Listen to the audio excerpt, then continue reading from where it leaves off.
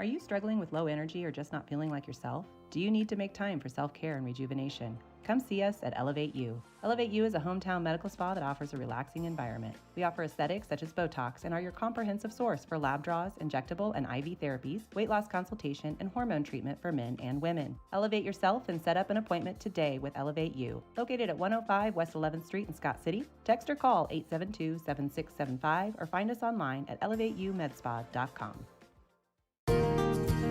First National Bank of Scott City. One of the few places left that you could call today and speak with a person and be greeted at the door with a friendly face. Come see us at First National Bank, where you will feel at home. Let us help you with your banking needs, whether it be setting up a checking account, savings account, CD, or getting a loan for that new vehicle or home you have been dreaming about. Member FDIC, an equal housing lender. At American Implement, we believe that education and athletics play a crucial role in uplifting communities. Our commitment to supporting farmers aligns closely with the values of teamwork and resilience found in sports. By investing in local initiatives, we enhance individual lives and strengthen community bonds for a brighter future. American Implement, indebted to the past, committed to the future.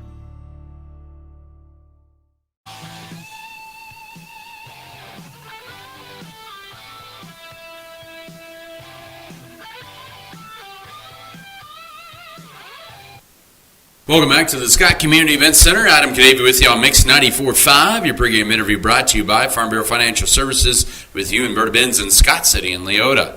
I'm joined here with Coach Justin Froh here in the pregame. Coach, thanks for joining me here this evening. You were without three of your top scorers and two starters as well on Tuesday night at Goodland and fell in that one 55-35. Kind of a really tough start there, but down a lot of players. But overall, I think you had to be happy with how they were able to kind of overcome some early mistakes there. And even though they lost by 20, I thought there were some positive signs. There were some positive signs there, and we showed a lot of growth in terms of the younger girls that got in and got some more minutes there. So that was good to see. But, like we kind of talked about before and earlier this week, there's, it all counts the same. So, there's definitely going to be stuff that we can take from it. But at the same time, it is what it is in terms of if you're going to be out some players or if you're not going to be out some players, that you got to figure out who can step up and continue to keep getting good game plans to hopefully put them in a position to succeed. And we just got down early and turned the ball over a little bit too much in the first half, and then finally we're able to settle in the second half. But at that point in time, we just didn't have enough scoring to catch up and continue to stay close. So like we said, I was pleased with what we saw in terms of growth from different individuals, but there's always going to be some different challenges that you face, and I think that we did a good job of overcoming most of those challenges for the most part. Your three scorers, 15, 10, and 10 for them, and especially for Kaylee and Valeria. Peyton's been up there quite a bit in double figures a few times this year, but especially for your other two that I mentioned there that had 10 points, I think that's big for them to be able to be threats out there to score once you get your full arsenal back. Yeah, absolutely. I think that was a good game for them to kind of gain some confidence in terms of offensively, knowing that they can go score if we need them to, or at least get to the basket and draw some contact or get to the line or create for others. And that can go a long ways for them as long as we don't take steps backwards whenever we get everyone back healthy. We have to continue to stay where we're at or improve upon being aggressive. When we have the ball, we're going to take our shots when we're open. We're going to attack the basket and have that confidence to do so. So if we can stay there and then just add to it, that would be really good to see for the offensive side and just our team as a whole. But, yeah, like we said, those were our only three scorers for the night, and I kind of expect that they were going to have to be. It was nice to see Peyton kind of take over a little bit there. She's been banged up here recently, too. It was a rough night, but like I said, there's definitely positives, and I'm hoping that when we do get everyone back healthy that we can just go ahead and continue to moving forward in the right direction where we were before we had this hiatus with all these injuries. Once again, it is Coach Justin Froh here pregame tonight. Scott City takes on Holcomb. Final game before the Christmas break here. Holcomb off to a 6-0 start here, and they had a nail-biter on Tuesday night at Colby. Ended up winning that game 41-39. But this Holcomb team, they lost one senior. They lost another player who graduated early, I believe it was. But you take a look at them, they have a pretty big portion of their cast back. Yeah, I think it's going to be another tough game for us here. They've shown that they can be really, really good, and especially when they're hitting their shots. And They've been right at the top half of the GWAC for the last few years now, and it seems like they're continuing to get better every game and every year. They are bringing back some young core pieces that they had last year, and really only missing a few girls in terms of seniors that are graduating. So, they're going to be really good again this year. They're going to be able to get out. They're going to shoot the ball very well. They're going to do some. They have a lot of different schemes that they're going to run, so they're going to get some good looks at the basket. But no matter what happens here, if they do go on some runs or whatever, we should be able to weather the storm and stay with them and run our offense and execute what we have in place for game plan and be able to not have any mental mistakes that are going to put us in the hole or get down early. So that way we give ourselves a chance at the end of the game to, be close to have a chance to win it. Yeah, it should be a good test here. Final game before the Christmas break, and hard to believe that's Game 6 for Scott City here tonight as they take on the Holcomb Lady Longhorns. Coach Justin Froh here in the pregame. Coach, appreciate the time, and good luck to you guys. Thanks, Adam. That was Scott City Lady Beaver Coach Justin Froh. Your pregame interview brought to you by Farm Bureau Financial Services with you and Berta Benz in Scott City and Leota. More to come in your pregame show. We'll have a breakdown on the matchup, also bringing starters, keys of the game, and the tip-off after this timeout. This is Scott City Beaver Basketball. The dedicated team at Norder Supply is passionate about assisting our customers in achieving maximum net return per acre. That is how we define our success. Through unparalleled agronomic advice and best-in-class customer service, you can depend on us to do what is best for your operation. Ask them today about their spot-on service and how it can fill your needs. Norder Supply. Plain talk, exceptional results. There are places where people truly value relationships, where distance is measured in acres, and all roads lead to families on one mission: to provide for their loved ones, their community, and the world. That's where you'll find us. Generation after generation. Farm Bureau Financial Services. It's your future. Let's protect it. Contact Farm Bureau Agent Berta Benz and Sales Associates Sam Giesick and Joni Stegman today.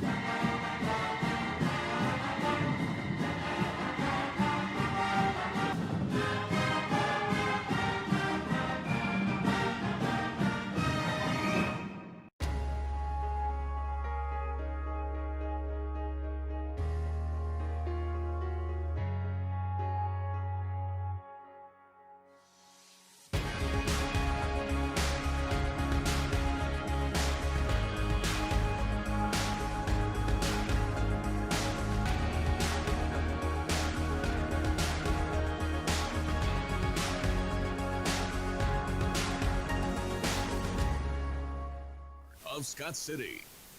You spent a lifetime making special memories. Make new memories at the Cottages Senior Care Living in Garden City. The Cottages is a facility that's designed to feel like one's own home. It includes 12 private rooms with private baths and accessible showers, a shared kitchen, dining area, quiet room, reading room, living room, and it even has a salon and outdoor patio. When it's time to make a decision on a simpler life, make the Cottages Senior Care Living in Garden City your new home, where they improve lives and exceed expectations. 2002 Labrador Boulevard in Garden City. At First National Bank of Scott City, we look forward to helping you manage your finances with our quick, secure, and convenient online banking service. Not only can you check your daily account history and spot fraud, you can also set e-alerts that will notify you if your account balance drops below an amount that you have chosen. Send notifications when your statement is available and when your loan payment is due. Don't forget about online bill paying. Check it out at fnbscott.com or come see us at First National Bank of Scott City. Member FDIC and Equal Housing Lender. Mix 94.5 KSKL Scott City, powered by Wheatland Electric, committed to improving the lives of their members and the community they serve. Wheatland Electric, delivering energy for life, a Touchstone Energy cooperative.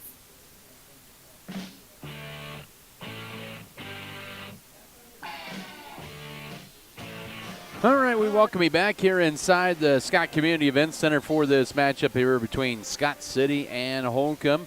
As tonight here, let's see here, this is going to be meeting number 77 all time between the girls programs. Holcomb does lead the series 39-27. They've won 9 in a row and 10 in the last 11 after they won 45-36 in the sub-state semifinals back in last season in early March there in Holcomb in the sub-state semifinals. Holcomb would come here to Scott City on that Saturday and win the sub-state championship over Beloit and lose to eventual third-place team in 3A, the Heston Swathers. That was in the opening round of the 3A state tournament. But this year's team for Scott City and for Holcomb look a little different. Lady Beavers will welcome back Piper Fox, who just signed with Tabor for basketball the other day, and Chris Irvin, the 5'6 senior. They're going to be back in the lineup.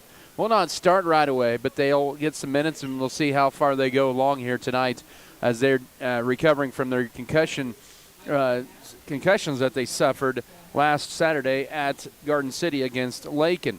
Once again, second straight game that Lily Leitner will be out of the lineup. And for Scott City, they had 15 points from Peyton Gentry, that tied a career high, 10 from Valeria Castillo and 10 from Kaylee Felker, both career highs for both of those kids. Players on Tuesday night at Goodland in their 55-35 loss. It was a tough start, slow start, but really kind of got things figured out, but it was just too big of a mountain to overcome on Friday night or Tuesday night at Goodland against a pretty good Cowgirl squad, a top 10 ranked team in Class 3A. So second straight top 10 team in 3A matchup for Scott City. Holcomb enters ranked number 4 in Class 3A, and deservingly so. They're 6-0, and they have averaged 54 points a ball game. They picked up a win over Colby, 41-39 on the road to open up league play on Tuesday night. Led at 20-8 at the break, but Colby made a comeback, and then they stretched their lead out, and all of a sudden it was down to 2 at the end. But the Lady Longhorns prevailed 41-39. They would get a big night from Delilah Galliard, the sophomore, who had 18 points, 10 from Isabella Galliard. That was their 2 leading scorers on Tuesday night in a road victory over the Colby Lady Eagles. They're led this year by Jaylee Wickwar, who ended up just with 4 points. She averages just under 17 points a game, and Delilah Galliard, Isabella Galliard, they each have 11.5 points and 10.5 points. Those are really their big 3 scorers for the Holcomb Lady Longhorns. Wins over Syracuse, Wichita County, Plainville, and a pretty good St. John team, and a pretty good Larned team. Larned is going to be kind of one of those that is going to be under the radar in this 3A region come March. And Holcomb, who is going to be sitting right now in first place in the region at 6-0. Nobody, there are 3 undefeated girls teams left. Southwestern Heights and Ellsworth are the other 2 undefeated girls teams at this moment, 5-0 and 4-0 respectively. But should be interesting coming up here how this transpires. Scott City, once again, will have about an 18-day layoff, and then they'll play here in 2026 to open up the new year with the Cimarron Blue Jays. Then they go to Hoxie on the 9th, in 3 weeks from tonight. Holcomb, they will have 15 days off. They'll play on Tuesday night, or on Saturday night, the 3rd of January. They will host the Garden City Buffaloes. That could be an interesting battle there between those 2 programs. But Scott City, looking for some good performances from Peyton Gentry again tonight, who averaged 11 points a game. It was good to see Valeria Castillo and Kaylee Felker get into the scoring like they did the other night. That is big for Scott City because, the others aren't hitting. Maybe those 2 can maybe step up, and they've got the confidence now that they can step up and score and also be a threat and make other teams really guard those some more as well and be balanced in their guarding. So that could be a big beneficial for Scott City down the road. Other games tonight in the GWAC, Hugoton has the night off. Also, you have Cimarron. They're up at Colby.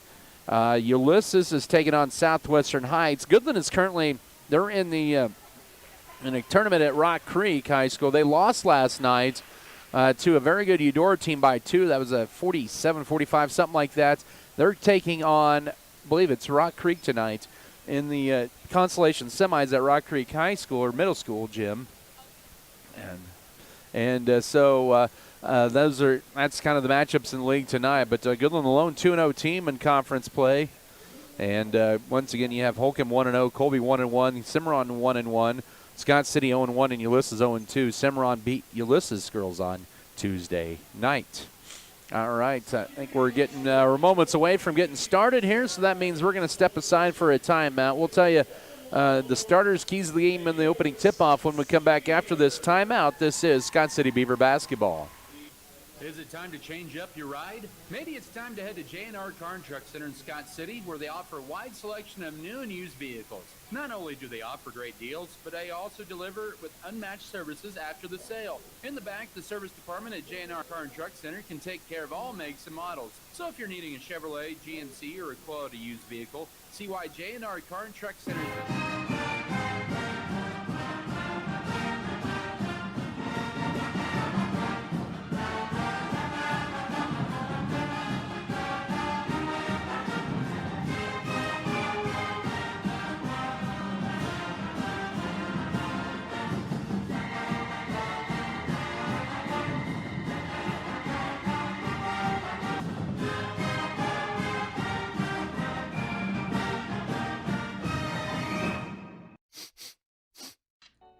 We've all been there. The moment you realize the smell might be you. Stress sweat, long day sweat, it's hot outside sweat, they all give the same impression. According to the Cleveland Clinic, bathing once a day and applying deodorant consistently goes a long way. Bathing regularly doesn't only help with the smell, but it helps with your confidence and overall well-being. When you bathe, you remove the odor-causing bacteria on your skin. Don't be the smell, bathe well. Take care of your body odor and use proper hygiene. BBN is sponsored by Circle C Farms, Iron Insurance Partners, David Post, Norder Supply, R Brothers Auto Body and Mechanic, Scott City Eye Center, R6 Ag, Farm Bureau Financial Services, Scooters Coffee, The Cottages at Garden City. Great Western Tire of Scott City is available for tire repair and replacement, oil changes, tire rotation, balancing, alignment, and bulk fuel delivery to keep your equipment going. They also offer 24-hour emergency service calls. Deckmart Furniture and Appliances. At Deckmart, they offer a variety of quality furniture, including sofas, recliners, lift chairs, dining sets, bars, bar stools, mattresses, and more. They carry GE and Speed Queen appliances and are happy to quickly service what they sell with a local repairman. Great Western Tire and Deckmart Furniture and Appliances. Small-time friendliness with big city service and quality. seasonings, and also accessories for the grill or griddle. Find the gift for the barbecue and the family this Christmas with Traeger Grills or Blackstone Griddles at Platinum H Insurance in Scott City.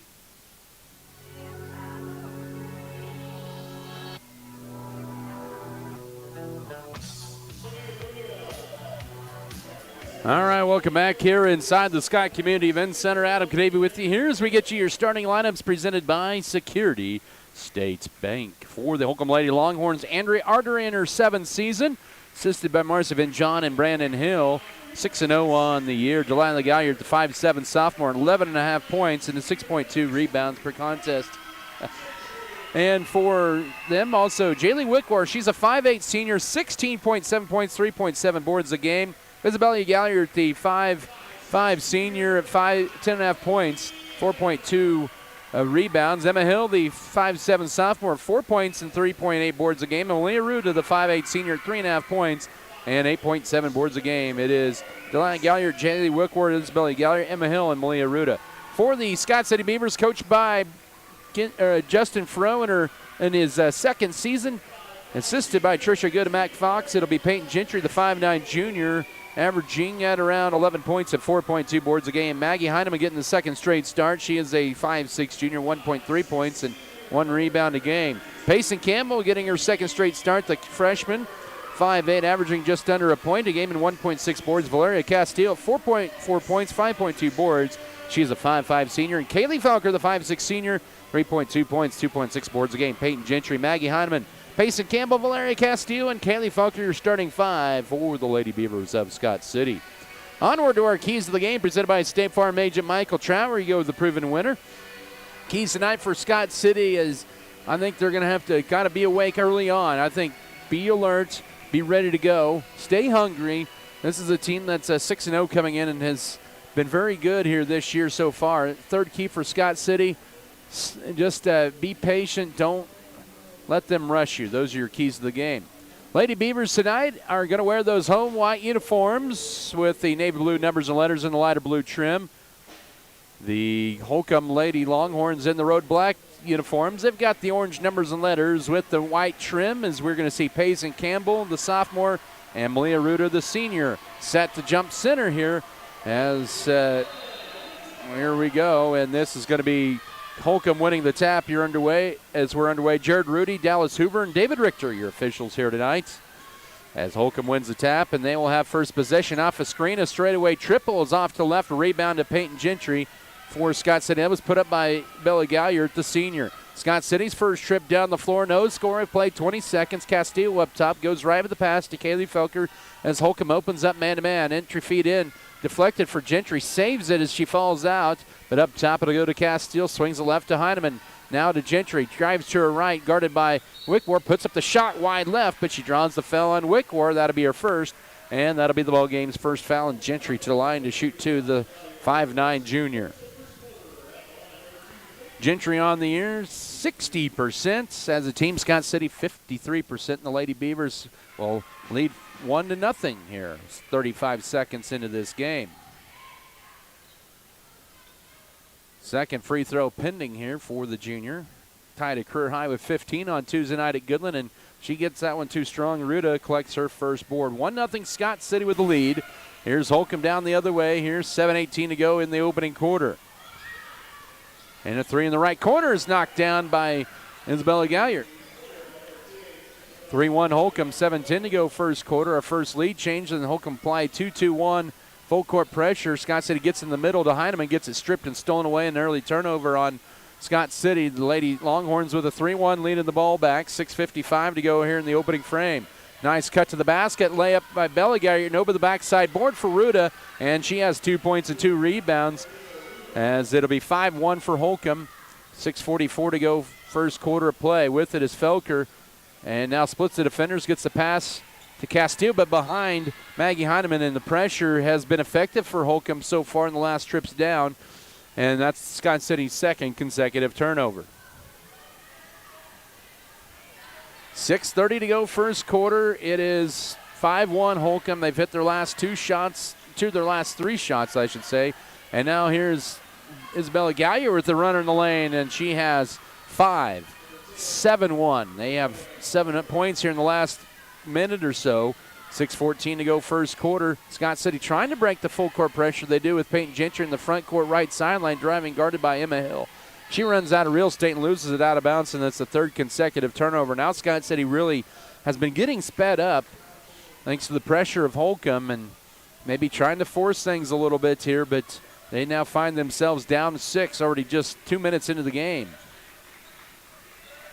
Ruda, bounce pass goes left side to Scott City. Oh, miscommunications. They're in a man-to-man defense. With it is Delilah Galliard, another three for Wickwar, and that one is good. And Holcomb has hit 2 of their first 3 threes, and they're up 10-1. 5:49 to go first quarter. Timeout, Scott City. We'll step aside for a 1-minute break. This is Beaver Basketball. 27 million people in the United States have vaped. To put that into perspective, if they were their own state, they'd have the 3rd highest population. 1.6 million of those people are teens. In 2019 alone, there were over 2,800 hospitalization cases and 68 deaths.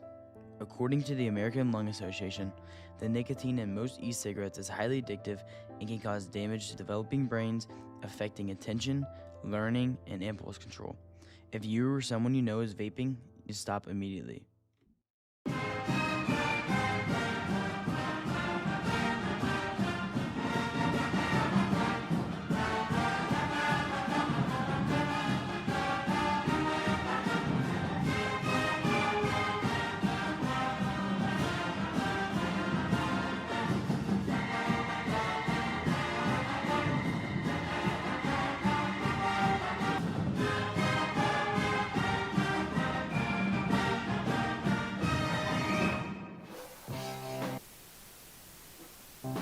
Holcomb in some full court pressure here still. Scott City breaks it, though, with 5:40 to go first quarter. Already down 10-1.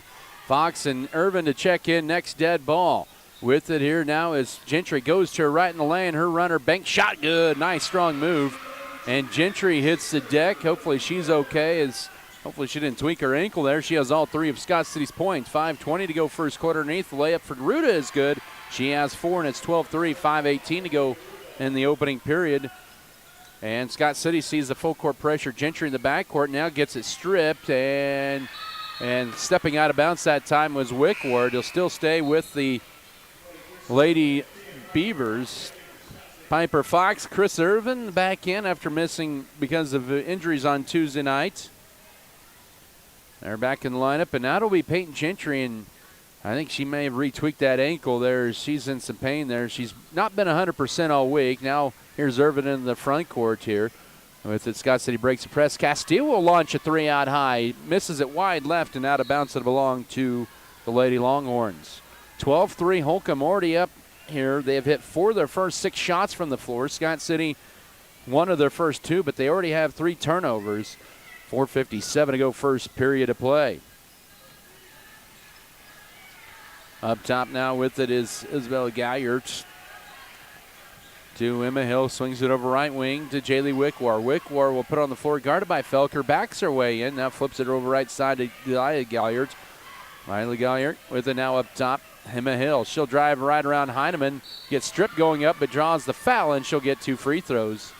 And the foul will be charged to Kaylee Felker, her first. That is Scott City's first team foul. And to the line is the sophomore Emma Hill. Her first free throw attempts has not hit a free throw this year, and that one a little strong. Holcomb as a team, 68%. It remains 12-3 Longhorns here with 4:34 to go in the opening quarter. Second free throw knocks that one down, hits 1 out of 2, and it's 13-3. Good to see Peyton Gentry back in the lineup, replacing Heineman. 4:34 to go first quarter. It's Holcomb with a 13-3 lead on Scott City as Holcomb stays in their full court press. With it here is Chris Irvin. She draws a reach-in foul on Emma Hill. That'll be her first. Holcomb's second team foul. And it'll be inbounding it in right at half court. Valeria Castillo does so to Chris Irvin, excuse me. Irvin uses up a dribble as Holcomb stays with her man-to-man. Castillo with it up top, looking for a cutter, finds Felker out high, trying to lob it into Fox, but it's underthrown, and it's a 4th turnover. Didn't get enough air on it, did Felker, as Holcomb looks to add their 10-point lead at the midway mark of this first quarter. With it is Malia Ruda, goes around Piper Fox, but then passes the right side to Lila Galliard. Off a screen up top, it's Bella Galliard, and now left wing to Jaylee Wickwar. Midway mark, first quarter, 13-3 Holcomb, 15 to shoot. Right wing goes over to Isabella Galliard. Now laying it up too strong that time was Wickwar, and Piper Fox grabs the board for the Lady Beavers. Holcomb hasn't missed much from the field here in this first quarter, only the 3rd miss. They are 5 of 8 now. Scott City with it. Now Piper Fox, a nice little step and runner in the lane, and she's on the board, 13-5, 3.5 to go first quarter. Payson Campbell to check in next dead ball for Scott City, as does Heineman, as they get quick breathers. See, Scott City may be using just a 7-player rotation here tonight. We'll see. Emma Hill, left wing, cut to the basket here for Galliard, and a whistle, pushing foul on Valeria Castile. That'll be her first. Scott City's second of the period. Both teams with 2 fouls, 3:18 to go first quarter, and a new 35 on the shot clock. Also in for Holcomb is Zoe Cranston. She's a 5'8 freshman, averages 3.5 points per contest. 3:18 in the opening stanza. 13-5, Holcomb with the lead and the basketball. With it is Ruda. Now goes right side, driving in to her left was going to be Isabella Galliard. Throws one up and draws a foul. There's Jared Rudy and 2 free throws for Galliard, the senior. That call that foul on Maggie Heineman, her first. Scott City with a 3rd of the period. 3:11 to go first quarter. Galliard, the senior, 63% on the year. She has 5 points already in this quarter and make it 6. Holcomb 2 of 3 at the line, and they extend the lead back up to 9. Lady Beavers led early 1-0, and then in a quick minute and a half, it was all of a sudden 10-1. Second free throw also rattles home. She has 7 of their 15 first quarter points, does the senior. So Holcomb plays the full court press, ball knocked out of bounds. That's the one thing Scott City's going to have to do. They're going to have to commit to their passes as well here. You can't just think about it and then throw it. You got to commit when you pressure like this, and there's another turnover, the 5th on Scott City. And a layup is good for Delilah Galliard. 17-5, 2:55 to go first quarter. With it is Valeria Castillo, now goes to Heineman and then throws it right into the hands of Delilah Galliard. He'll lay it up, leave it short, and Heineman grabs the board. Scott City dodges one there. 17-5 here, 2:30 to go. First quarter. Up top with it here as Valeria Castillo goes left to Payson Campbell. She'll try a deep two, too strong. Rebound, Peyton Gentry has it and goes up and is fouled. She'll get 2 free throws. Peyton Gentry with 3 points and 2 boards. 2 free throws coming up. Team foul number 3 on Holcomb. That's the second on Emma Hill. 2 free throws for the junior Gentry, and the first free throw, nothing but net. Makes it 17-6 with 2:29 to go first quarter. Back in is going to be Jaylee Wickwar for Holcomb. In for the first time is Kinley Hickey, the 5'3 freshman. Coach has been really happy about how she played in her varsity debut on Tuesday night at Goodland, and she's going to earn some more minutes here.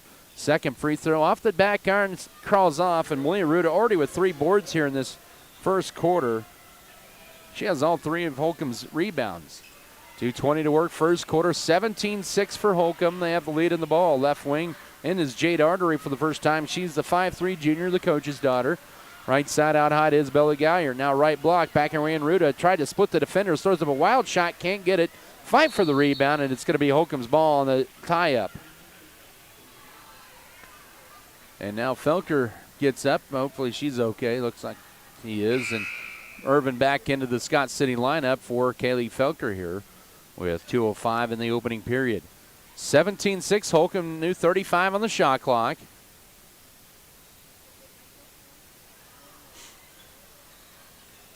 Correction, Scott City gets the ball in the possession, I beg your pardon. That ball deflected out of bounds.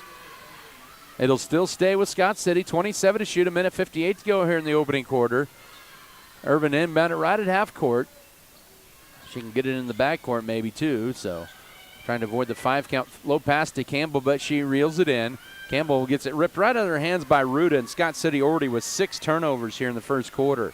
1:50 to go in the opening quarter. Scott City down 17-6. Holcomb leading the ball off the screen. Wickwar, good defense behind him and get there to make her have to pump fake on the 3. Driving in, here's Delilah Galliard, or Isabella Galliard, misses the runner, but got her own rebound, and then kicks it out to Ruda, and Holcomb resets. And it's Isabella Galliard underneath, layup too strong for Wickwar, but right there for the follow-up is going to be Zoe Cranston. She's on the board. 3 opportunities that time. 19-6, 1:24 to go here in the first quarter. Scott City cannot handle Holcomb's pressure so far. And now Hickey gets in the front court to Heineman. Scott City wants to run with it. Lob underneath the Campbell in transition. Leaves it under the backboard. Trying to go up that time was going to be Maggie Heineman, but back in is Valeria Castillo. And Kaylee Felker as the tie-up gives Holcomb the possession arrow with 1:11 to go in the first quarter. Scott City down 19-6. Holcomb on a hot tear. They forced Scott City into 6 first quarter turnovers. Final minute of this period. Left side, left wide open Wickwar, and she'll be strong on the 3 as Gentry will let the ball bounce out of bounds. It will go to Scott City, and then it's going to be Delilah Galliard to replace her sister Isabella with 58.4 here in the opening quarter. Holcomb hot shooting in this first quarter, leading 19-6. First of 2 meetings, second one's in February in Holcomb. Kaylee Felker now into the front court, was standing on that half-court stripe, but got it across plenty of time. They tried to get it into Gentry, and she shields Ruda off and draws the foul on Ruda. That's her first. Holcomb's 4th foul of the period with 45.4 to go. There'll be now 10 seconds, 10.4 to be exact, between game clock and shot clock. Inbound left corner to Felker, looking to feed it in. The block to Gentry, but cannot. Now she needs help, finds it up top to Chris Irvin. Head fake, she'll drive in. Gentry hits the deck again, got pushed, and then we get Irvin hitting the deck. She's right, she draws the foul on Artery. That'll be Artery's first, and that'll send Irvin to the line with 36 seconds to go first quarter. 2 free throws coming up for Irvin. She's 1 of 4 on the year at the line.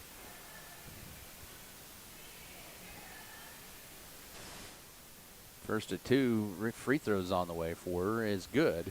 19-7, 36 seconds to go first quarter. Scott City only 1 field goal. That came 5 minutes ago. And the second free throw also good. That allows Heineman to check in. And for Chris Irvin. 34 seconds to go first quarter. 19-8 Holcomb with the lead and the basketball.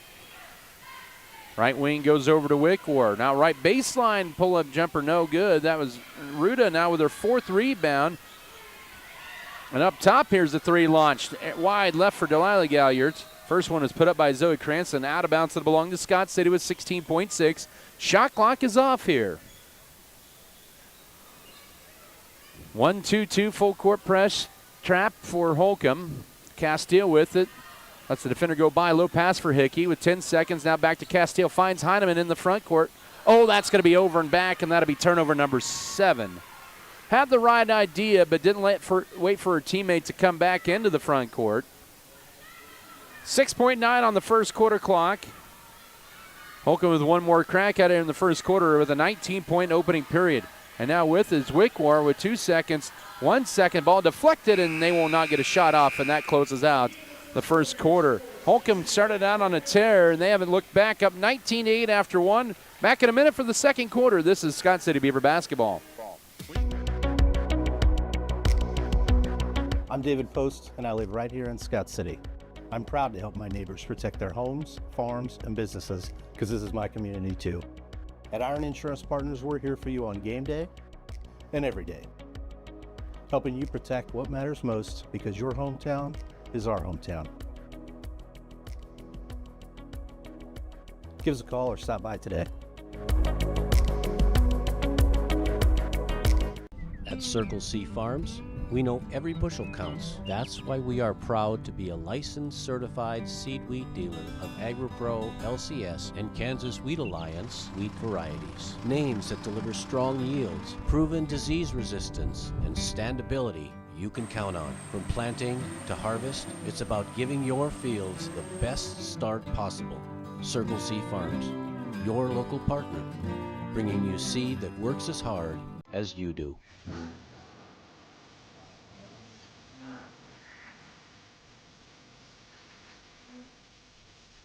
Holcomb was 7 of 17 shooting in that first quarter. Scott City was actually 2 of 5. I said earlier they only had 1 field goal in that first quarter. They had 2. But the Lady Beavers down 19-8 with the basketball to begin this second quarter. 4 for Peyton Gentry leads Scott City. Isabella Galliard led Holcomb with 7. Longhorns drained a couple of threes. Scott City 0 for 2. And here's Fox driving in. Bank shot left it a little short that time. And Holcomb could not grab the rebound as Ruda and it was Heineman fighting for the ball. It'll be Scott City's ball with 33 to shoot. But the Lady Beavers did commit 7 turnovers. Holcomb did not commit 1 turnover in that first quarter. That's a big story right now. Inbound up top to Gentry. Oh, it's loose. Who's going to track it down? It's still loose as a scrum for it at half court, and Holcomb has it. And that's 8th turnover on Scott City in a deep 3. Launched and buried for Isabella Galliard. She has 2 threes and 10. It's 21-8. 7:28 to go first half. And now lead pass. Here's Kaylee Felker in transition. Her layup is good as she gets around for her first basket. 21-10 and a big answer back with 7:20 to go first half. I thought at first Holcomb might have been over and back on that transition play, but officials said no, and they played on. First minute of this second quarter, 12-point Holcomb lead, and Wickwar wide open for a left wing 3. Rims out, and the rebound to Kaylee Felker for Scott City. She grabs her first board of the night. 1-10 is your score. Here is Peyton Gentry with it, looking for help up top. Now they work it around here. Flashing to the top is going to be Felker, left wing to Castile, back to Felker. 13 to shoot. Felker drives it left side. Now stops up top to Gentry. 10 to shoot. Scott City needs to get a little sense of urgency now with 6. Gentry with it. Goes right side to Castile with 4. With 3 through the hands of Heineman. This is going to be a turnover. Now she does launch the 3. And it is a shot clock violation. That'll be turnover number 9. Payson Campbell in to replace Peyton Gentry. The Lady Beavers had 35 turnovers, a season high on Friday night against Holcomb, or Tuesday night, against Goodland. And so here we go. 6:20 to go second quarter. 22-10 for Holcomb with the lead in the basketball. Skip it wide, or almost momentarily, was Galliard wide open.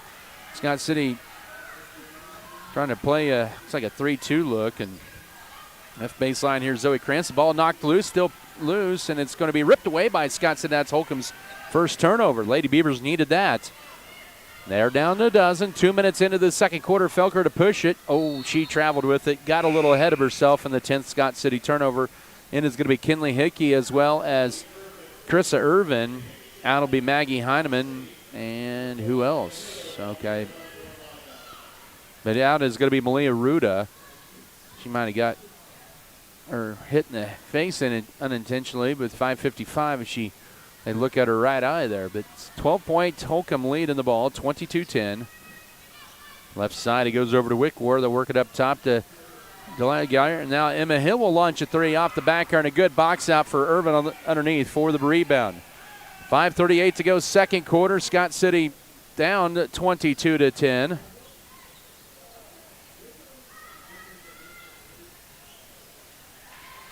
And layup is missed, and the rebound goes to Scott City. Or to Holcomb, excuse me.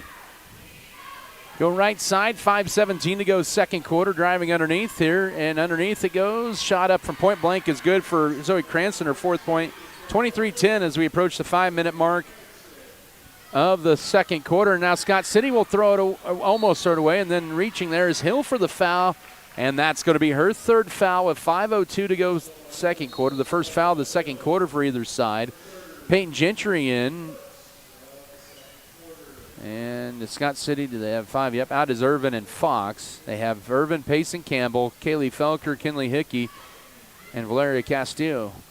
4:58 to go second quarter.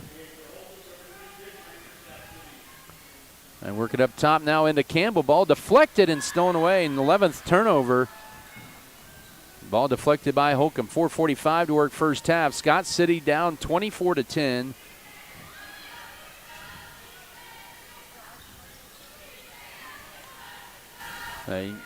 With the left side now.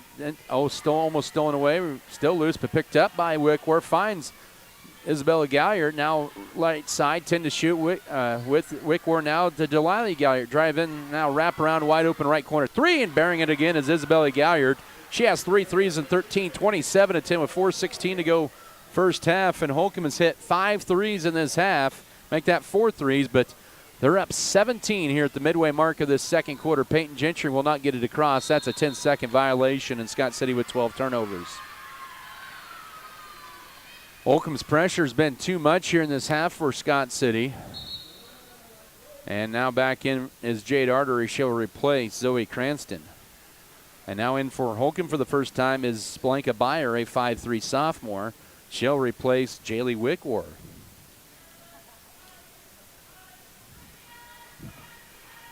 All right. 3:58 to go second quarter. Scott City up down 27-10. Holcomb with the basketball. Almost lost by Galliard up top. Now working over left to Isabella. Back to Delilah Galliard. Isabella back with it. She's got it now to Delilah Galliard. 10 to shoot left wing to Isabella Galliard. She'll just launch a deep three. Too strong. Little heat check. Backside board though. Holcomb resets. And then they lose it, but picked up. That was Artery who tracked it down. Holcomb has out rebounded Scott City 8-6 in this first half. We're down to 3:24 to go second quarter. With it right side here, now up top right, it goes to Delilah Galliard. Left side to Beyer. Now they're working left wing to Isabella Galliard at the elbow. Mismatch, Ruda guarded by Hickey. 10 to shoot for Holcomb as they're being patient with their offense. 3:05 to go second quarter. Nice cut to the basket. Here is Isabella Galliard. Drives in, lays it up through contact. No loose rebound and in the hands of Payson Campbell. And we got Scott City just turned the ball over. Unforced error.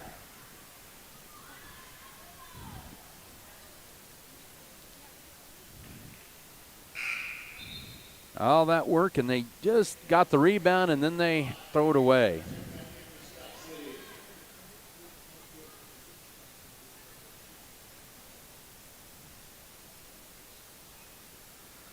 So Holcomb will inbound it underneath their own basket, up 27-10. We've been stuck there for a couple minutes, feels like. Scott City is on a 4.5-minute drought and a pushing foul or block on Piper Fox. That'll be your first. Scott City's first foul of this second quarter.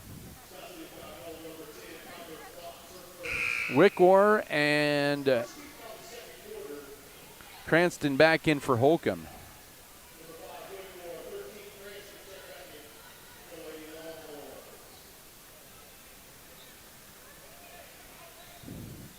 All right, 2:49 to go, no 35 on the shot clock.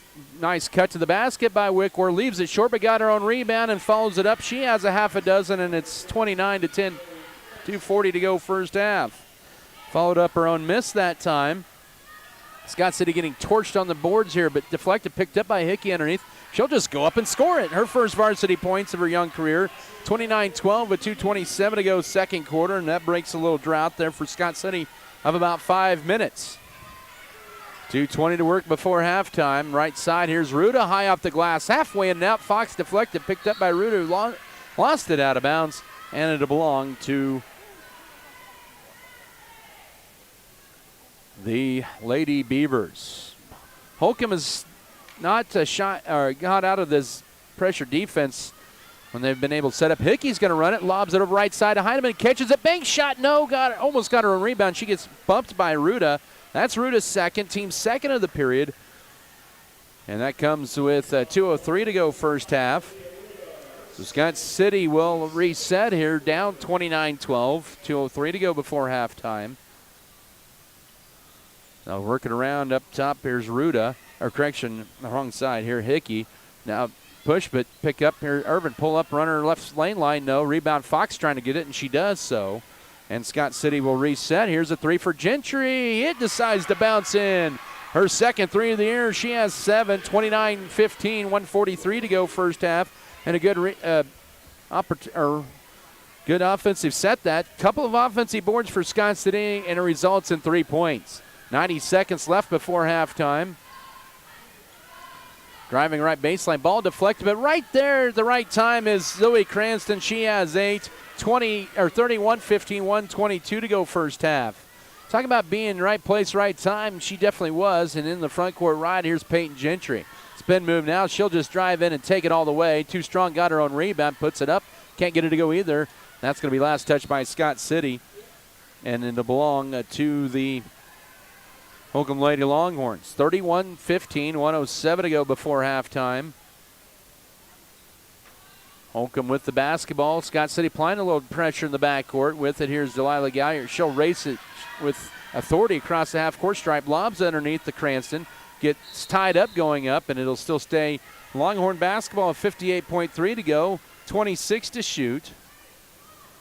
Holcomb 31, Scott City 15.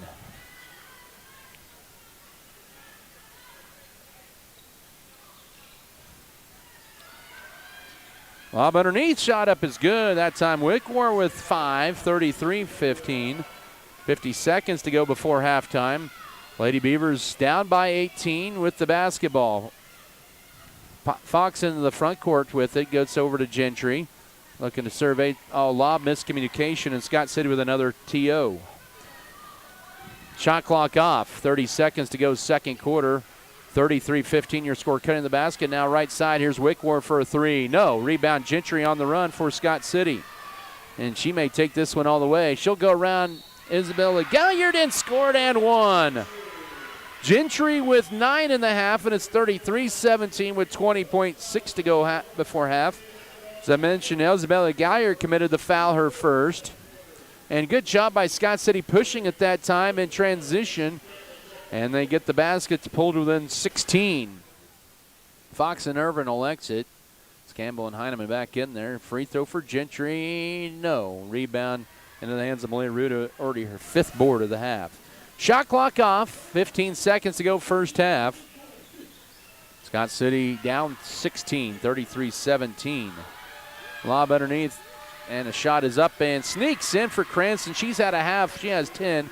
35-17, 2 seconds, 1 second. The three-quarters court heave is going to be well shy, and that's how your first half comes to a close. 35-17, Holcomb has opened up an 18-point lead on a 16-9 run in that second quarter. We'll come back in 3 minutes with your halftime show. This is Scott City Beaver basketball. Check out Axis Seed Red Barn and see how different we are. As a locally owned independent regional company, We tailor the seed, fertility, and biological products we offer to your farm. Through the Max Yield system, we recommend locally tested solutions because your farm is more local than any set of data from anywhere else. Axis Seed Red Barn. Your farm, your future. That's our focus. There's nothing more spacious than Western Kansas, and nobody closer than our communities. We are determined to keep our communities connected to schools, kids to teachers and parents. We believe a connected world is a better place. We're more than what we do for our hometowns. It's what we do with our hometowns. S&T is proud to be your family, your friends, your neighbor.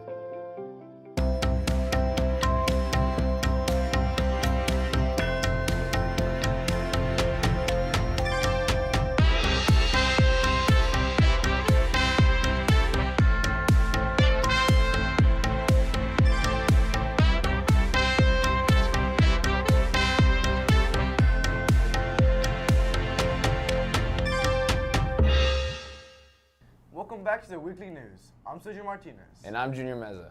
On this week's news, Caden Burkhart will be talking to us about the BBN class. Ethan Farrell will be explaining the finals. We have Curtis with the weather and Shannon with all of the information on Beaver sports. The Beaver Broadcasting Network is a unique opportunity for students to learn about sports media. Caden Burkhart highlights the program. Have you ever watched a Scott City football game from home? If so, you have BBN to thank. BBN, or the Beaver Broadcasting Network, is an award-winning broadcasting team dedicated to giving you the best Scott City sports coverage possible, usually in the form of live streams. To learn more about BBN, I spoke to Mrs. Miles Ratzlaff, the teacher and supervisor of BBN, to understand what it's really about. So BBN stands for the Beaver Broadcasting Network. It's a small group of students here at Scott Community High School that are dedicated to broadcasting all sporting events, but also learning about the art of multimedia communication. So BBN is really unique because we're one of the only schools in Western Kansas, especially at this size, who has anything even close to this. I also asked her what she thought made BBN so special. BBN truly is unique. You absolutely will not find something like this at other schools. It is something that our community has really poured into, and we are so fortunate to have such a supportive community to have a program this great. But also just here at Scott Community High School, we don't have other programs even similar to this in the sense that it uses both parts of your brain. So I always like to say that it uses your creative side of your brain and also your tech side of your brain. So if you like art, if you like creating, if you like making things, you would like doing BBN. But then also if you like technical things like computers and gaming and anything along those lines, you'll also like BBN. It's one of the few programs that uses both sides. In addition to Mrs. Ratzlaff, I also spoke to Emiliano Sanchez, a junior member of BBN and the graphics lead, about what he enjoys so much about it. I would say being able to put some creativity that you're not necessarily able to put into, I guess, school projects now and like other forms of work, like occupations and things like that, being able to put my creativity into something that is still able to support in a way, like my school and like my friends in sports, that I really enjoy that, being able to help out in a way where it just kind of clicks for me. It really does. Just, I find it fun. He also talked about what BBN means to him and why he thinks people join. I believe it to be a team of people that want to support like their classmates, friends, and other people that like have friends and classmates in sports. It's a way for a bunch of them to be able to like, it's a bunch of them that want to support them without necessarily being in the limelight in a way, you know? Joining BBN isn't just a great way to get a head start in media-related fields, it's joining a group that truly cares for each other and will teach you the skills that will be useful for the rest of your life. If you've ever had any interest in the streaming side of sports or are curious about how it works, you can speak to Mrs. Ratzlaff about joining it or to learn more about it and see if you're a fit. For BBN, I'm Caden Burkhart. Thank you, Caden. Finals have many students stressing and staying up late to study. Now we have Ethan Farrell telling us about the finals. Finals week is a very stressful week, but they ultimately prepare you for college. For 2 days at the end of the semester, SCHS changes the schedule and focuses on taking final exams. Principal Aaron Dirks explains what the finals policy is. The policy is simply we run an alternate schedule where there's an hour and a half for each class over 2 days, and then an open lunch. The other part of the finals policy is simply that each teacher is required to give a final of some sort. Dirks feels that having a final policy prepares them for finals they will have to take in college. It benefits you in a preparation for college, because in college you are going to have finals for your classes, and they are going to be a culmination of that semester. So some of the teachers may do a project, some of the teachers may do a test, they may have some other ideas, but that's what is required for the teachers to do, is to wrap that semester up and to give us some sort of judgment on what you've learned and how you've grown. Sarah Miles Ratzlaff, a teacher at SCHS, agrees that having finals is a way to practice study skills. I think overall the point of having a final system like we do is to get students ready for college, because whenever you get to college you have almost a full week of finals, and it can be pretty stressful, but it's really important to give students the opportunity to kind of get a mini version of how it would be in college. The more opportunities you have to practice, taking tests, doing finals, studying, the better off you'll be in the long run. Sophomore Allie Plummer feels like a final exam doesn't reflect how well students have done in the class. I feel like you can do good in a class and you can do really bad on a final, and it can drop your grade, and it doesn't really reflect on how you did. Best of luck to all students on their finals. For BBN, I'm Ethan Furrow. Thanks, Ethan. It's time to get an update on the weather. Curtis Pylon looks forward to a sunny weekend.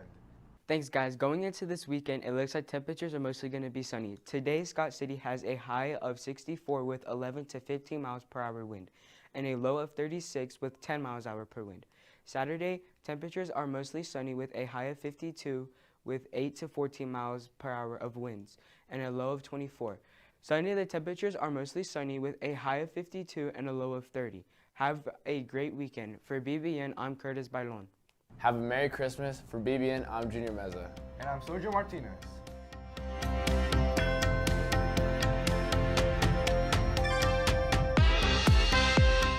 City trailing 35-17 the break. Back in a minute. This is Lady Beaver basketball.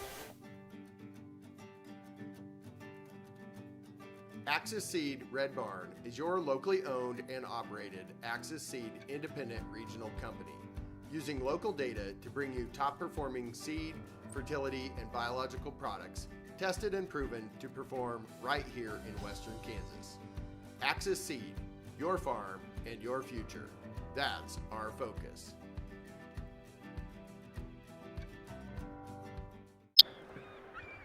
A 100,000 marine animals dead.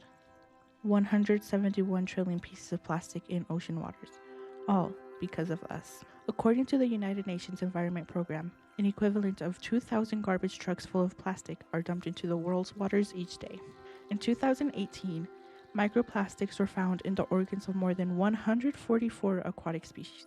This could cause them starvation and death. Visit oceancleanup.com to learn how to help our marine life. The 2 and 5 to 8.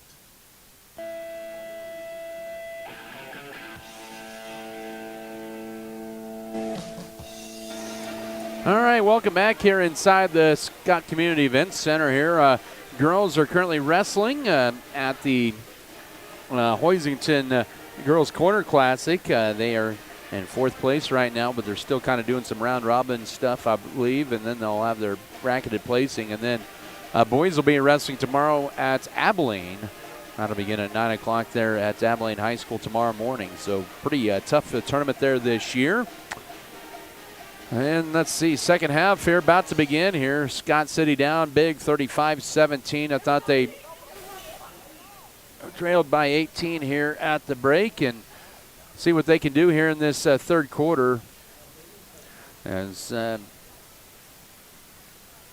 it'll be Holcomb coming out here first. That will bring out Delilah Galliard. Also starting this third quarter is Zoe Cranston, Isabella Galliard, Jaylee Wickwar, and Malia Ruda. For Scott City, it'll be their original starting 5 of Valeria Castillo, also Kaylee Felker, Maggie Heineman, Peyton Gentry, and Payson Campbell. So we're about set to begin this third quarter of play. Lady Beavers down 18. Holcomb, I'll tell you what, they bring a level of defense that Scott City hasn't faced. It's a different style of defense here, but that Scott City faced. But they've played very good defensive teams in back-to-back games. Felker up top. It goes to Valeria Castillo. Castillo just holds it up there. Plenty of time to shoot. Now she'll put it on the floor a couple of times. Goes right with the pass to Heineman. Now to Payson Campbell. Scott City trying to get it into Gentry, it looks like, but they're having no luck. Now they do. Gentry pivots, goes to her left. Bank shot wide left, and Malia Ruda grabs another board. She has 6 rebounds to lead Holcomb in that department. First possession here for Holcomb in this third quarter with a 18-point lead, 35-17. Right baseline, here's Wickwar, double teamed, goes around Maggie Heineman and draws the foul, and Wickwar will head to the line for the first time tonight. The foul will be on Maggie Heineman, her first, Scott City's first of the period, 40 seconds into this second half.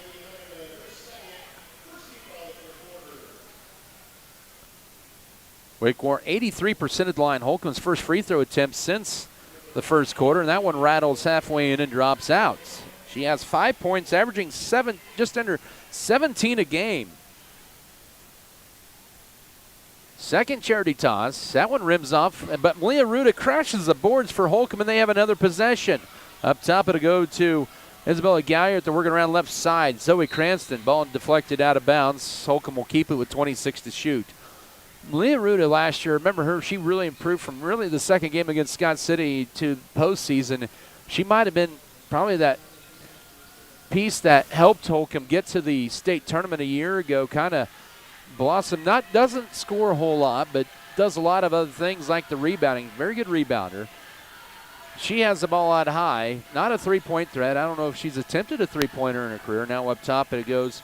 Here is Cranston. She'll drive left side and draws the foul on Payson Campbell. That is her first, and already Scott City with 2 team fouls here in the third quarter with 6:55 to go. New 35 to shoot for Holcomb. Bounce pass it in. A good defense by Felker. She does force a turnover. Good job by Felker as they try to get it into Ruda. But that is only the second turnover on Holcomb tonight. With 6:54 to go third quarter. Scott City with the ball back. Down 18. Felker's going to bring it across, run the point. She goes to her left. She's guarded by Ruda. Gets a screen. Now guarded by Delilah Galliard. Uses upper dribble. Needs help. Finds Peyton Gentry. Drives left side. Spins to right. Loses it. May have gotten away with the walk, but throws up an air ball and right into the hands of Isabella Galliard.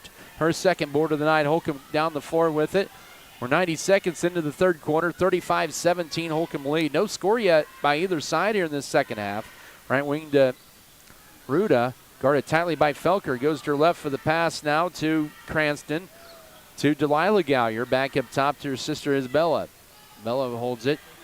It's Fox and Irvin to check in next dead ball. Driving in, leaving a shot. That's going to be a charge taken by Kaylee Felker. That foul will be on Isabella Galliard, her second. And Holcomb team foul number 1 of the quarter. And after having just 1 turnover the entire first half, they have 2 in the first, a minute 50 of the third quarter. As Heineman and Campbell exit, back in is Irvin and Fox. Inbounded into Peyton Gentry. Surveys. Scott City already has 1 10-second violation. They need to have a little more sense of urgency to bring it across here, and they do with a second to spare. Gentry's been lost the dribble, picks it back up. Now finds Chris Irvin out high right, 20 to shoot, 5:50 to go third quarter into Fox. Goes around Cranston and banks it home for a 4th point. Good positioning by Fox and had an alley to the basket, 35-19. First points either side this half, 5:43 to go now third quarter.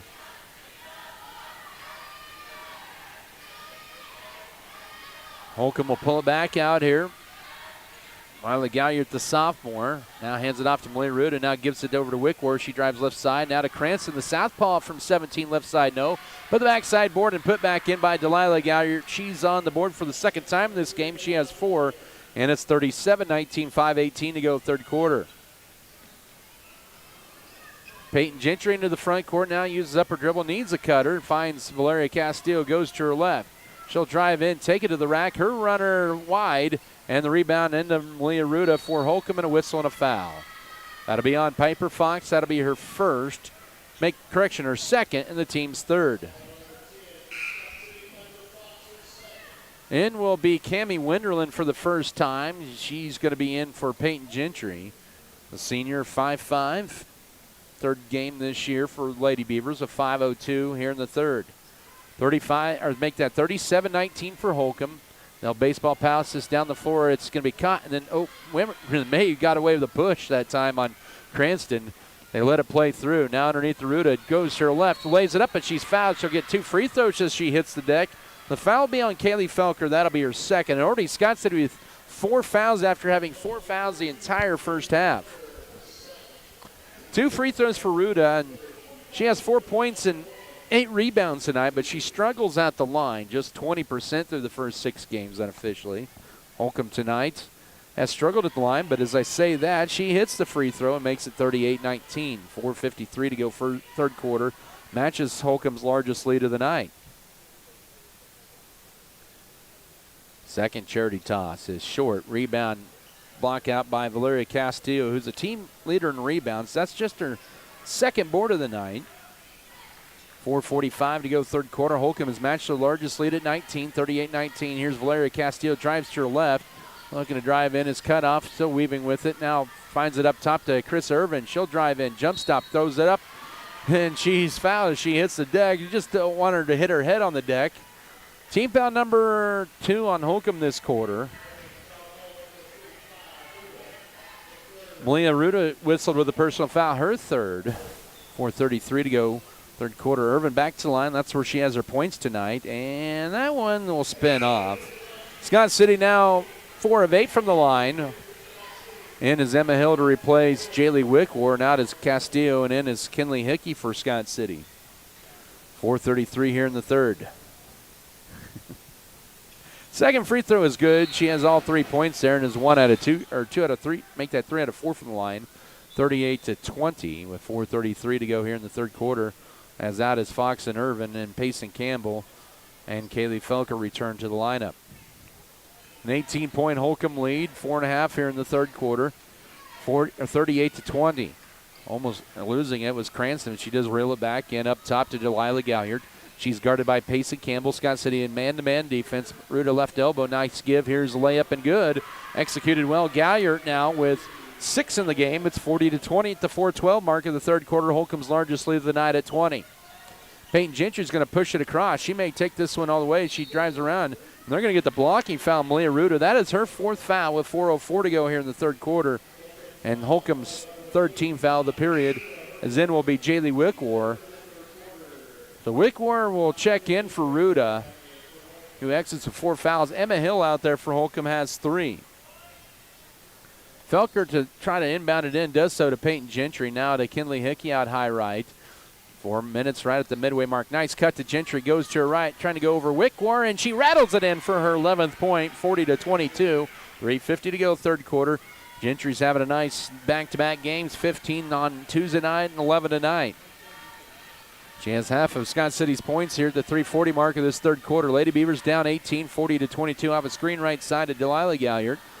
Now around here is Emma Hill. Uses upper dribble, finds it right corner to Delilah Galliard. Galliard looking for a screen. Now she'll just launch the 3. The southpaw will be short on it. So it goes over the backboard and out of bounds to Scott City. Valeria Castillo returns to the lineup. She'll replace Cammie Winderland.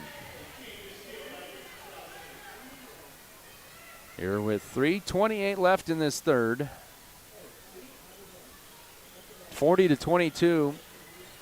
Holcomb with an 18-point lead. Scott City the ball. Peyton Gentry now just gets it across the half-court stripe with a pass to Valeria Castillo. Scott City's been close several times. They've been hit with the 10-second violation earlier tonight.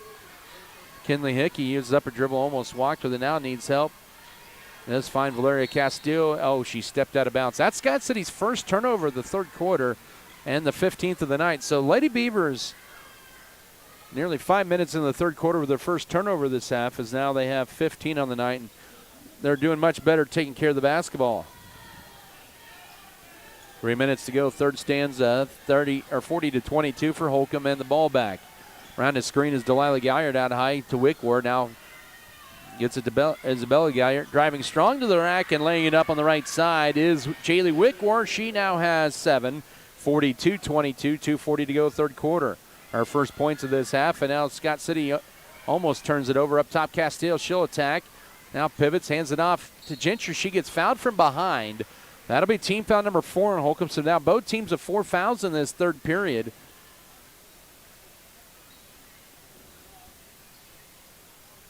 That'll be the second on Delilah Galliard, they'll say. As back in is Irvin and also Fox. Heineman as well. New 35 on the shot clock up top to Kaylee Felker. She'll just catch and shoot the three. Oh, that won't go in. Rebound into the hands of Zoe Cranston. Has her third board of the night. Boy, that one did everything right but go in here with 2:25 to go third quarter, and then we get a whistle and a timeout for Coach Andrea Artery. She wants a full. We'll take it as well. 2:23 to go third quarter. It is Holcomb 42, Scott City 22. Back in a minute. This is Beaver basketball. As your local community foundation, we are dedicated to preserving local wealth so the communities in and around Scott County will forever remain an attractive place to live, work, and raise a family.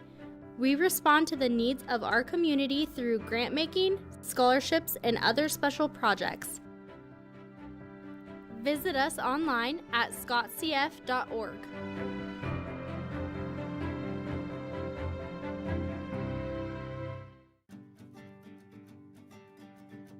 The Max Yield system from Axis Seed Red Barn is your customized solution. By utilizing field-specific data, we help you eliminate stress and increase yield through seed, fertility, biological, and crop protection decisions. Our approach is focused on your farm and your future because as a locally owned business, our focus is on you.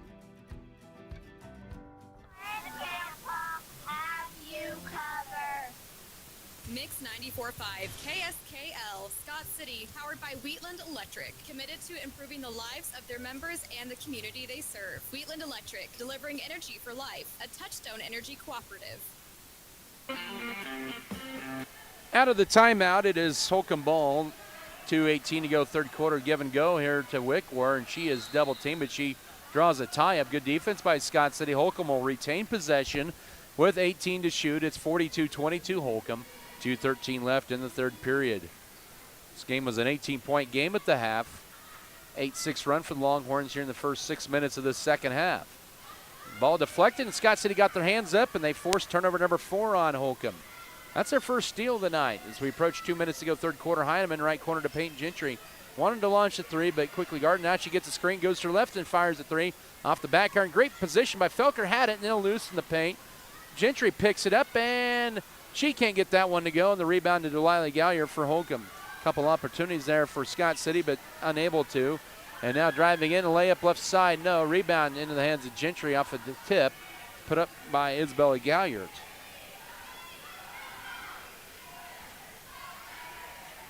Well, 90 seconds to go, third quarter. Scott City down 20, 42-22. Now Irvin drives in, spin move, finds Kaylee Felker. Trying to work high-low in, but good defense by Cranston on Fox. Felker just drive the left baseline, kick it out to Irvin for a right wing three, and that is rimming off. Rebound into the hands of Emma Hill, and a whistle and a foul. That'll send Holcomb to the foul line with 1:14 to go third quarter. So good drive that time by Felker that allowed Irvin to get open for the three. And I guess, it's 15 foul. I would think that would be free throws, as they were actually going to have it inbounded. The foul, by the way, on Maggie Heineman, her third, with 1:14 to go third quarter. First Scott City Lady Beaver tonight with 3 fouls. Holcomb has Hill with 3, and she is at the line for 2 free throws. She is 1 of 2 there tonight. Ruta is on the bench with 4 fouls. Holcomb is 1 of 4 in this third quarter for the line. 5 of 8 tonight, now 4 of 8, and now 5 of 9 as she knocks that one down to make it 43-22. Valeria Castillo, Kinley Hickey in. Also Cammie Wenderlin, Kaylee Felker, Maggie Heineman, Peyton Gentry exit. 43-22 Holcomb, 1:14 to go third quarter. They've definitely played like the number 4 team in 3A tonight, and it's now 44-22 as Hill hits them both. She has 3 points all from the line. Final 70 seconds of this third quarter.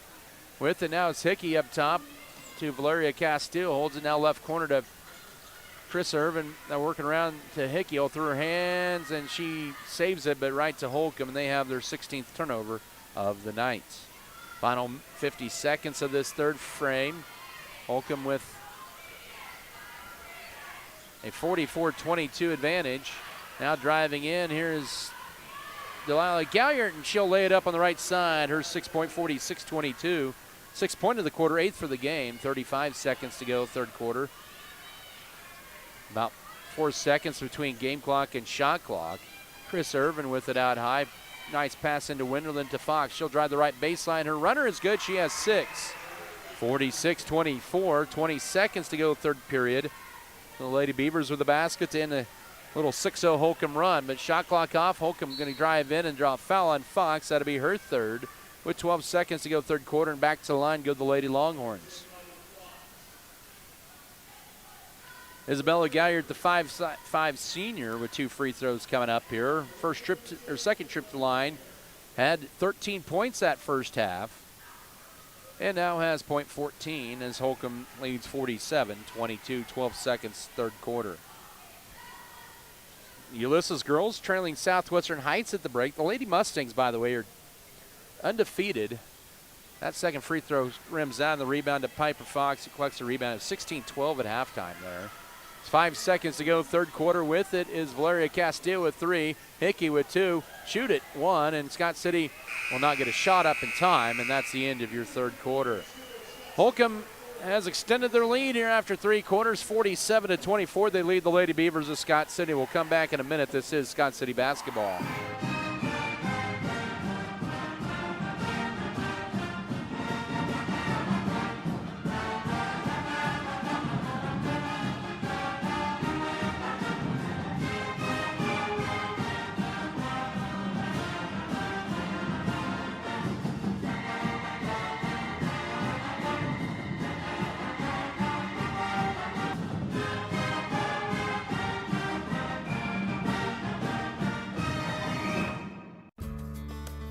Adding value to our community has been our priority since day one. That's why the Scott Co-op is here with 8 elevator locations, 2 service stations, 5 card trolls, bulk fuel and oil delivery, as well as a full-service agronomy department, including agronomy services, seed, chemical, fertilizer, and custom application. Visit us online at scottcoop.com or download our app for more information. Scott Co-op is a proud supporter of our local communities.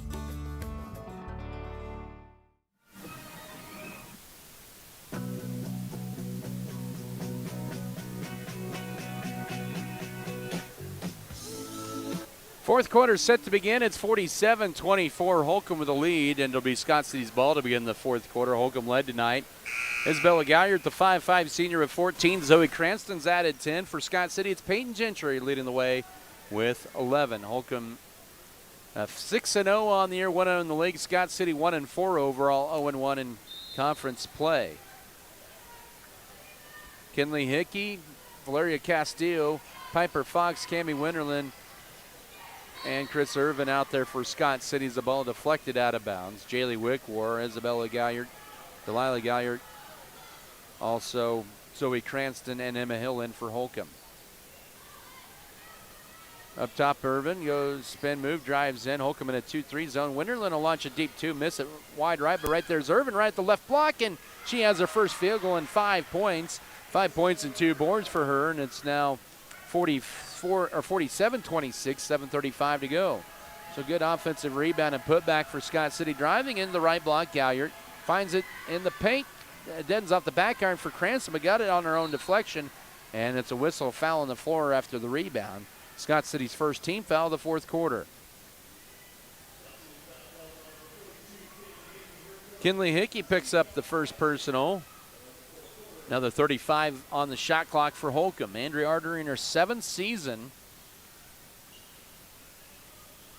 Lob up top to Emma Hill. And now intercepted by Fox. That's their 5th turnover. 4 in this second half. Scott City's cut down on the turnovers this second half. They have 2 in the period, and now 16 for the game. Into Fox, who banks it in from Cammie Winterland. Fox with 8, 47-28, first minute of this fourth quarter. Into the front court in transition. Holcomb beats Scott City down. The shot is good and one. That time for Isabella Galliard. She now has 16, and it's 49-30 with 6:58 to go. Team foul number 2 on Scott City. That's going to be the 4th foul on Piper Fox. 6:58 to go. She'll exit, as will Cammie Winterland and Kinley Hickey. In as Kaylee Felker Also Payson Campbell and Peyton Gentry. So Emma Hill to the line. Holcomb tonight 7 of 12 from the line.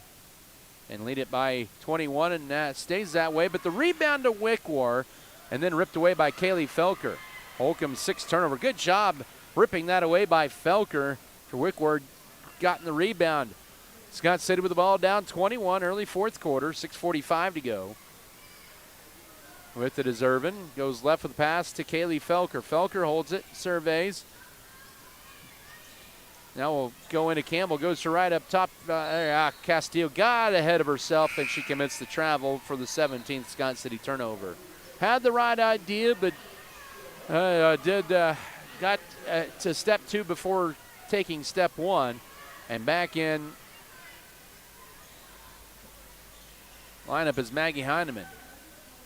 6:30 to go in this one. Holcomb with a 21-point lead in the ball bag. And it goes deflected. Oh, they're going to get a push on Payson Campbell. That'll be her second. Already Scott City with 3 fouls here in the first 99 seconds of the fourth quarter. Holcomb with none. It'll be their ball underneath the basket. Galliard, that's Isabella, into Malia Ruda in there with her 4 fouls. Drives in, kicks it left wing. Delilah Galliard misses on the 3. Then Peyton Gentry cannot grab the rebound, and Holcomb will have another opportunity to score here with 6:15 left.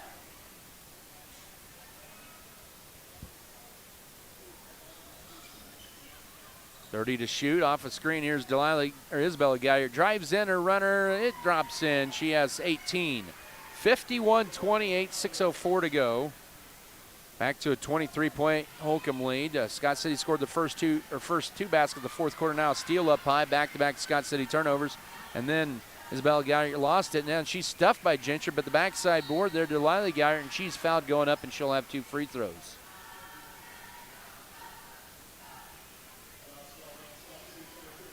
We're going to get that on Valeria Castillo. That'll be her second, and already the 4th foul on Scott City this quarter. 2 free throws coming up here for Delilah Galliard. Her first trip to line. She's 62% on the year and swishes home the first. Makes it 52-28 with 5:49 to go. And is Blanca Beyer in for Isabella Galliard. Jade Artery will check in if Delilah hits this second one. She's looking to become the third Longhorn in double figures, and she does just that. 53-28, 5:49 left.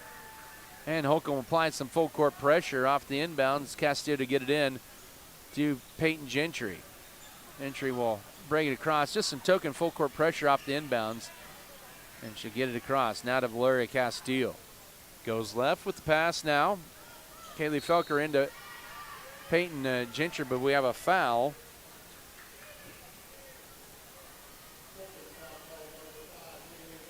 Jaylee Wickwar, her second. Holcomb's first foul of the fourth quarter. Back it goes to Scott City, inbound and into Campbell. Turnaround shot. Yes! She has her second basket of the year, the first tonight. 53-30, 5.5 to go. Beyer to take it into the front court. Now to Malia Ruda, left corner it goes. Around the screen is Wickwar. She'll penetrate to the foul line, right side. Here's Blanca Beyer, now Malia Ruda, ball fake. Back up top, here's Emma Hill. Hill with it, 15 to shoot. Flips it up top to Jade Artery. Artery holds it, 10 to shoot. She'll drive in, 53-30. Goes to the right elbow, now Hill trying to penetrate. Floater in the lane, she has it. Her first field goal, she has 5. 55-30 with 4:58 to go. Holcomb answers back again and leads by 25. 4:50 to work with it now. Here is Valeria Castillo, goes to Peyton Gentry. Gentry holds it looking for a cutter. But back up top to Castillo, goes left to Kaylee Felker. Felker holds it. 15 to shoot off a screen. Here's Maggie Heineman, goes right side to Valeria Castillo. She'll drive in. She traveled with it. Just picked up that pivot foot, and Scott City with 19th turnover. Chris Irvin, Cammie Winterland, and Paper Fox back in for Valeria Castillo, Payson Campbell, and Maggie Heineman.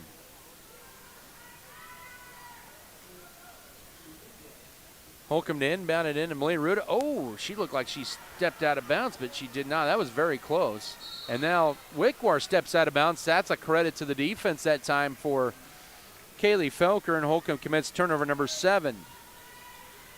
4:27 left in this one.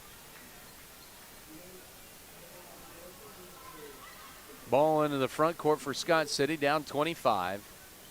Winterland to triggered in, does so to Felker. Now into Fox. Goes to her left, over Hill and wide left, but she draws the foul on Hill. That'll be her fourth. And Fox will have her first free throw attempts of the night. Second team foul on Holcomb. 4:24 to go. Fox is first of two, short on that one. Scott City tonight now just 5 of 10 at the charity line. Boys game to follow. Should be an exciting one here between Holcomb and Scott City. Second one is good, and she has 9. 55-31, 4:24 left. Holcomb will see Scott City pull up in full court pressure. Malia Ruda now to Jade Artery, guarded by Peyton Gentry. Artery trying to race past her, gets a screen into the front court. Now used up. She picked up that pivot foot, commits the turnover. Turnover to Scott City. 4:15 to go.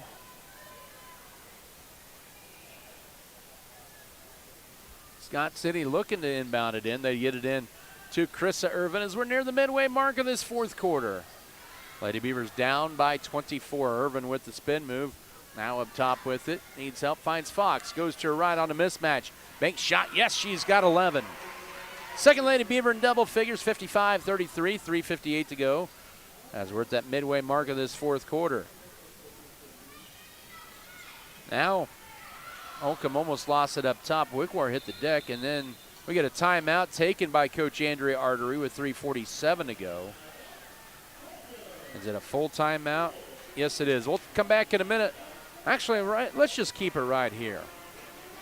Fourth quarter basketball presented here tonight by Winterland Farms, Wilkins Physical Therapy, White's Food Liner, Wheeling Electric, Western State Bank, Western Kansas Insurance, Vogelmore Family Farms, Turner Sheet Metal, True North Cafe, True North Cattle Company, Trophy Wine and Spirits, Stevens Veterinary Services, State Farm Insurance, Spencer Pest Control, Sharpshooting Supply, Security State Bank, Scott Pro, Scott County Records, Scott County Hospital, also Scott Cooperative Association, Scott County Abstract and Title, Scott Community Foundation here.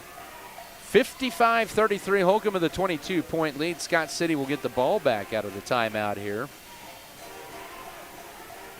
Or correction, Holcomb's ball out of the timeout. It was a full timeout burned with 3:47 to go here in the, is that right? Yeah, 3:47 to go here in the fourth quarter. So second full timeout used by Holcomb. 55-33, Longhorns leading the ball out of their full timeout. It'll be Jade Artery, the junior, to trigger it in. And will do so here to Blanca Beyer, the sophomore. Guarded by Cammie Winterland out high. With the dribble goes to her right. The pass to Artery. Artery looking to penetrate back up top. It'll go. Now they're working around left side to Jaylee Wickward. She'll drive in. Her runner blocked by Fox. It'll go out of bounds.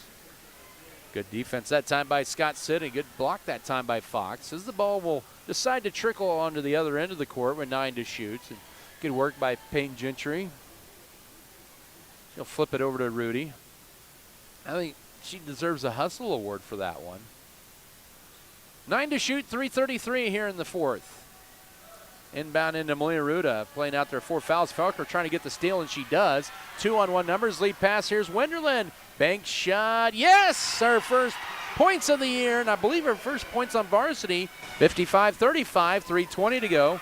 And Scott City with the steal, back-to-back Holcomb turnovers, and then they'll lose it out of bounds. Turnover number 20. Good hustle, though, nonetheless. It's the Galliards. Delilah Isabella back in for Holcomb. As Holcomb will inbound in the backcourt with 3:17 to go. It's 55-35 Holcomb. Boys game to follow. Should be a fun one here. And the front court now with it is Isabella Galliard. She'll be guarded by Peyton Gentry. Goes to her right with the pass to Delilah Galliard. Now up top to Blanca Beyer, left wing. Isabella Galliard. 3 minutes to go in this one. 15 to shoot and a whistle and a foul away from the ball. It's going to be a hold. I believe that'll be on Krissa Irvin. Nope. Correction. Kaylee Felker with a foul, her third. 2:58. Team foul number 5 on Scott City. And that'll send Artery to the line. where she is 50% on the year from the charity line. And gets her first point of the night, makes it 56-35 with 2:58 to go.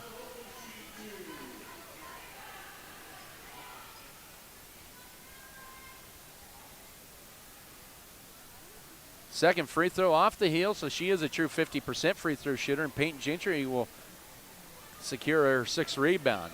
She has in the front court with 2:50 to go in this one, right side to Winderland.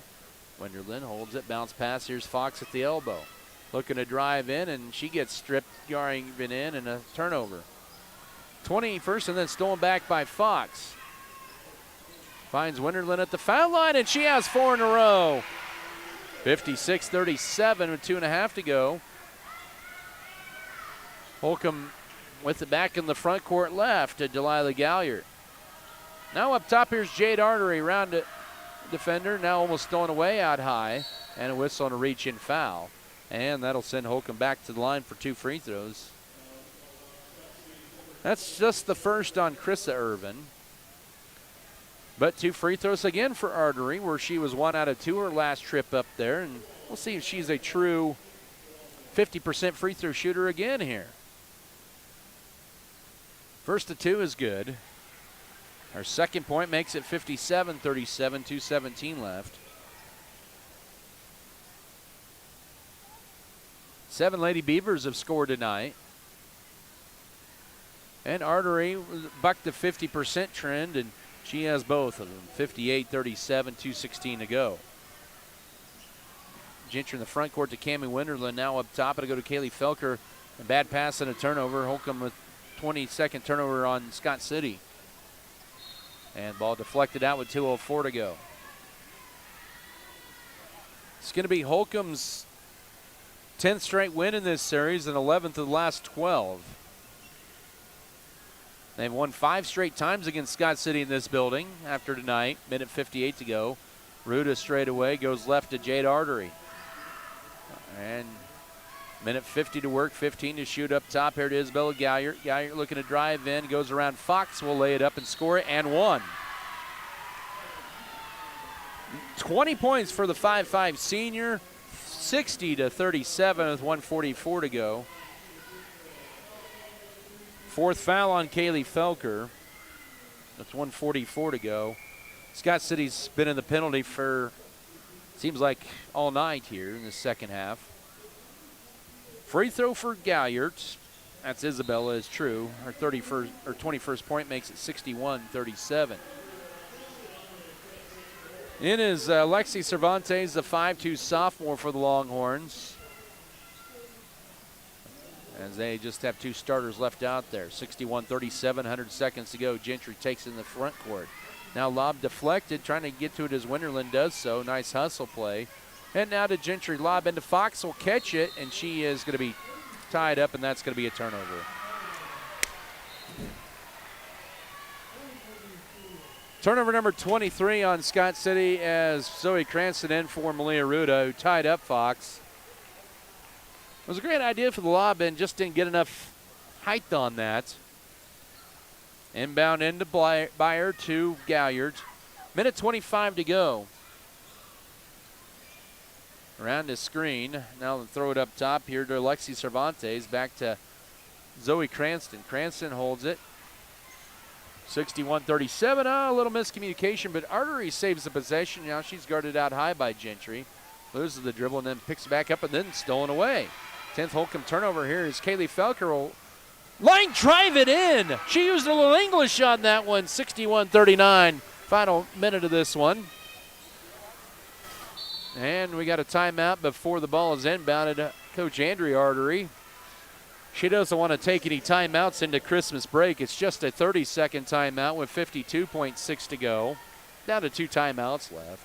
Basketball presented here by Scott City Pharmacy Giftologist, Scott City Ice Center Road Mix, Iron Insurance Partners, Richards Financial Services, Our Brothers Auto Body Mechanic, a Protect Spraying Service, and also Precision Ag and Seed and Pokey Feeders. Holcomb is going to get to 7-0. Then they've got a big matchup against Garden City right out of the Christmas break. Garden City just won tonight over Hooker, Oklahoma 43-41.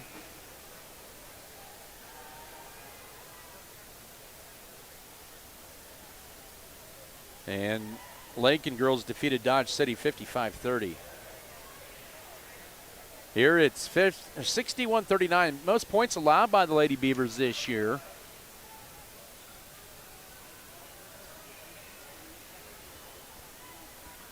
We're down to 52.6 to go. Holcomb to inbound out of the 32nd timeout. Almost lose it, but Piper Fox will tie it up and force a turnover. The 11th. Make that 12th on Holcomb. Good job by Fox there. Scott City to trigger it in underneath their own basket. Fox and Gentry each with 11 points to lead Scott City. And trying to get into Fox, it's stolen away. 24 Scott City turnover. And here's Blanca Biger in the front court. 40 seconds to work. Delilah Galliard and Peyton Gentry will foul Delilah Galliard, who will have 2 free throws coming up. 3 Longhorns in double figures. 21 for the 5'5" senior Isabella Galliard. Delilah Galliard, she was named the GWAC Player of the Year as a libero as a sophomore for Holcomb. Shot clock about off for the night. Free throw good, making it 62-38. That foul on Gentry just her first. 40.3 seconds remain. Second free throw, it'll sneak off the left, and Piper Fox will collect her 4th board. Final 35 seconds in this one. Scott City's going to drop to 1-5 on the year. Into Felker, left elbow jumper, no. Rebound in there. Piper Fox will go up, and she's fouled with 24.2 to go. And that'll send her to the line. The foul on Zoe Cranston, that's her first. Team's 3rd of the 4th quarter. So Fox is 1 out of 2 from the line tonight. Has 11, looking for the team high. And swishes home the first. 62-40. 24.2 to go. Shot clock is off. And that one will sneak off, and the rebound to Zoe Cranston, and the whistle and a foul. That'll be it for Kaylee Felker. She has fouled out for 3 straight games. 21.7 to go. And we'll have free throws on the other end. She'll exit with 4 points tonight. Castile will take her spot.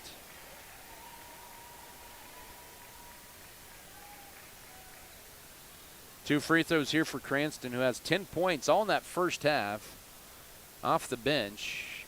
And a little short on that first one. Holcomb's going to go to 7-0 on the year with Garden City and Goodland and Cimarron, their first 3 games out of the break. Second free throw, no. Rebound, that's Gentry, their 7th board. 20 seconds. The clock stuck momentarily into Castile, catches it. Now bounce pass to Wenderland, out high to Gentry for a 3. Good. She has 2 threes and has the team high 14, 62-43 with 10 seconds to go. 6 seconds, 5. Holcomb is just going to dribble this out. Cranston will dribble it out, and that'll be all she wrote. 62-43 your final. Scott City falls to Holcomb.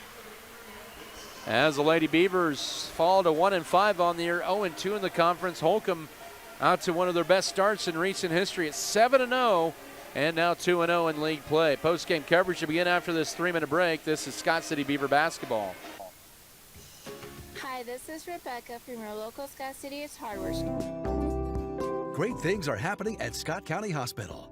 Our team now includes 5 family physicians and 9 advanced practitioners, ready to care for you and your family right here in Southwest Kansas. We're taking new patients, including OB care, and we're here for every stage of life, from welcoming your newest addition to supporting you as you age. Professional, friendly, and close to home. Call Scott County Clinic today. Scott County Hospital, caring for our community because we're part of it.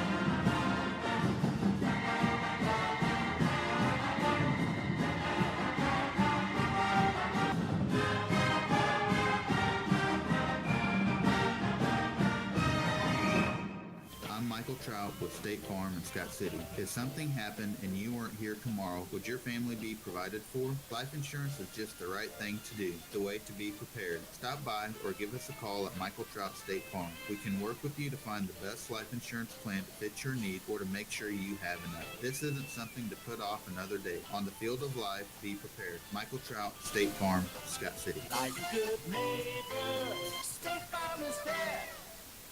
Fairley Feed Yard in Scott City takes pride in being part of Kansas's cattle feeding industry and is constantly aware of the specific needs of today's cattlemen. You can expect the best at Fairley Feed Yard, located 7 miles south and 6 miles west of Scott City. They believe in the importance of feed and ration preparation, health programs, death loss management, and overall handling of your feeder cattle. Fairley Feed Yard supports the area activities and youth of Western Kansas. Make Fairley Feed Yard your custom cattle feeder. That's Fairley Feed Yard of Scott City.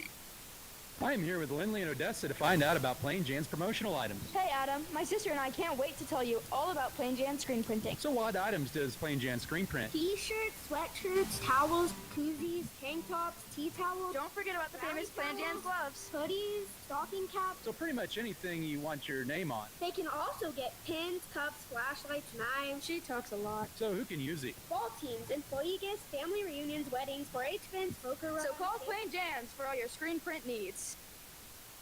At First National Bank of Scott City, we look forward to helping you manage your finances with our quick, secure, and convenient online banking service. Not only can you check your daily account history and spot fraud, you can also set e-alerts that will notify you if your account balance drops below an amount that you have chosen. Send notifications when your statement is available and when your loan payment is due. Don't forget about online bill paying. Check it out at fnbscott.com or come see us at First National Bank of Scott City. Member FDIC and Equal Housing Lender. Welcome to the Scott City Ace Hardware post-game show. Scott City Ace Hardware, located on South Main Street in Scott City. They invite you to come by and take a look around.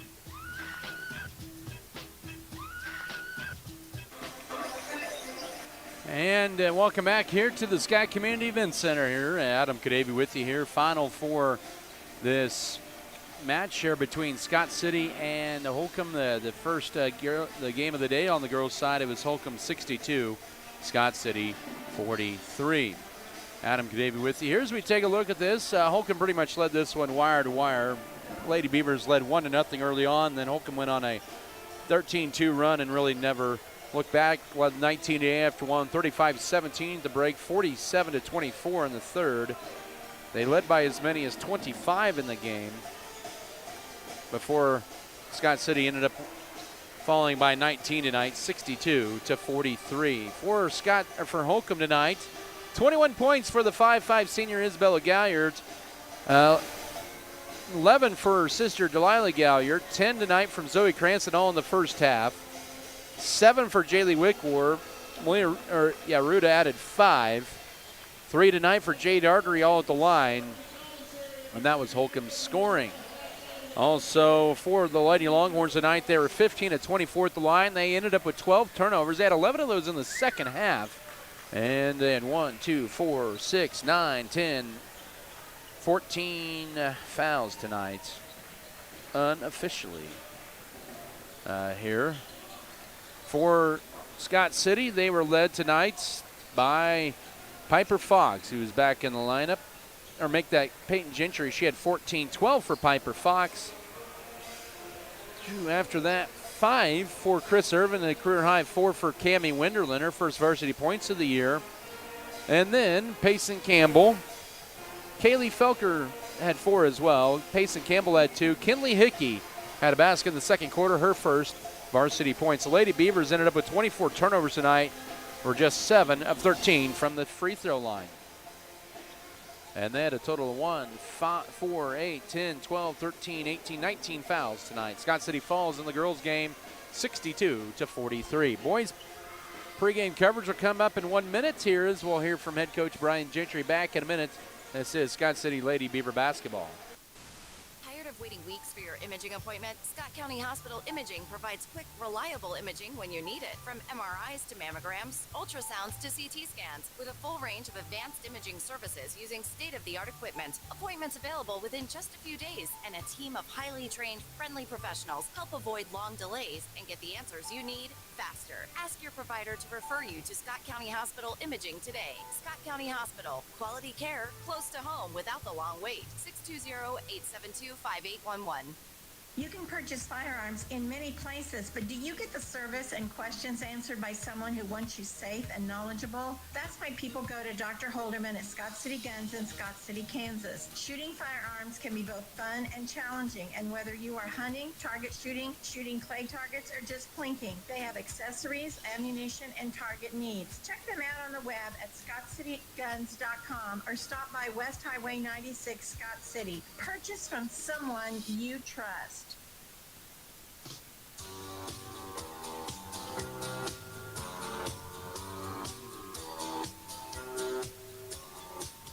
Welcome back to the Scott Community Events Center. Adam Canavy with you on Mix 94.5. Your pregame interview brought to you by Farm Bureau Financial Services with you and Berta Benz in Scott City and Leota. I'm joined here with Coach Brian Gentry here in the pregame. And, Coach, thanks for joining me here this evening. Tough loss on the road at Goodland on Tuesday night, 56-49, and had the lead. Then that big run in the third quarter kind of did you guys in, and it's just tough to play catch-up after that. Looking back, what have you seen with your team after a tough loss on Tuesday night like that, and back in the practice room in the next couple of days? Well, I just think our guys, made a pretty conscious effort the last 2 days to really play the style that we want to play, which is fast.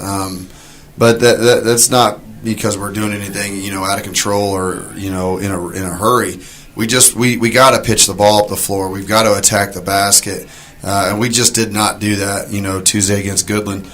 We played slow, played half-court basketball, which is not our strength. We want to get out and run, and looking at the film and looking at the tape from Holcomb, it looks like they do too. So it might be one of those, neck breakers tonight. Just couldn't shoot the ball very well from three-point range. That really struggled, and I feel like maybe that kind of got into your kids' heads a little bit there as they were trying to force some stuff. Yeah, we took some bad shots.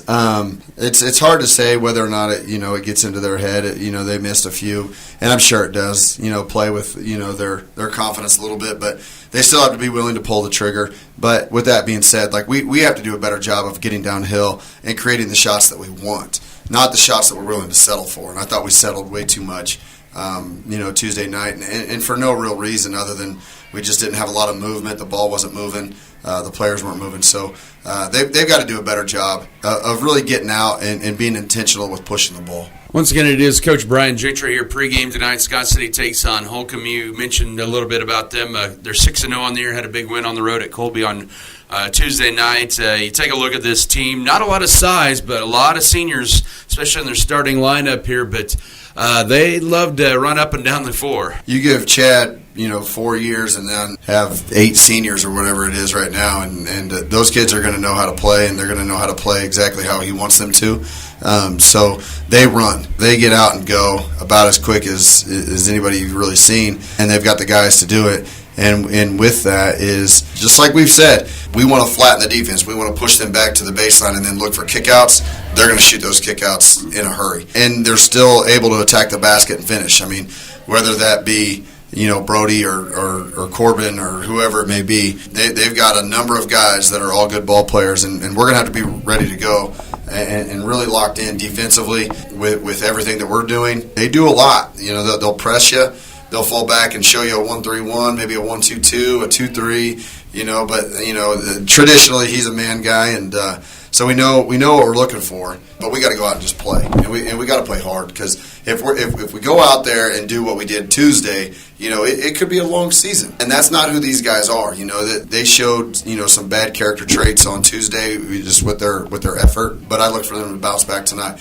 Does that mean we win? I don't know, but I don't care as long as our guys play the way that we're capable of and we play hard. Another top 10 foe in Class 3A tonight for Scott City as they take on the Holcomb Longhorns right before the Christmas break. Coach Brian Gentry here in the pregame. And, Coach, appreciate the time and good luck to you guys. All right, thanks, Adam. That was Scott City Beaver coach Brian Gentry. Your pregame interview brought to you by Farm Bureau Financial Services with Hugh and Berta Benz in Scott City and Leota. More to come on your pregame show. We'll have a breakdown of the matchup. Also bringing starters, keys of the game, and the tip-off after this timeout.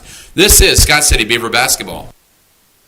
Scott City Eye Center has been a leading provider of optometry services and vision care products in the Scott City community since 1999. Our experienced eye doctors offer comprehensive vision examinations that our Scott City Optometry office specializes in the diagnosis and treatment of a wide array of eye diseases, conditions, and problems. We use advanced diagnostic technology, and we are committed to improving the quality of life. Give yourself the gift of clear vision by scheduling an appointment with Dr. Joshua Gooden, OD, today. On the farm, every decision matters. You wouldn't trust a doctor to give your family a one-size-fits-all prescription, and seed shouldn't be one-size-fits-all either. At Circle C Farms, we've partnered with Beck's, America's largest family-owned seed company serving farmers for 5 generations. With Beck's, you get more than seed. You get commitment rewards, early order, and quantity discounts with flexible, low-rate financing options. Circle C Farms and Beck's, family to family, growing the future together. BBN is sponsored by Vogelmore Family Farms, Western State Bank,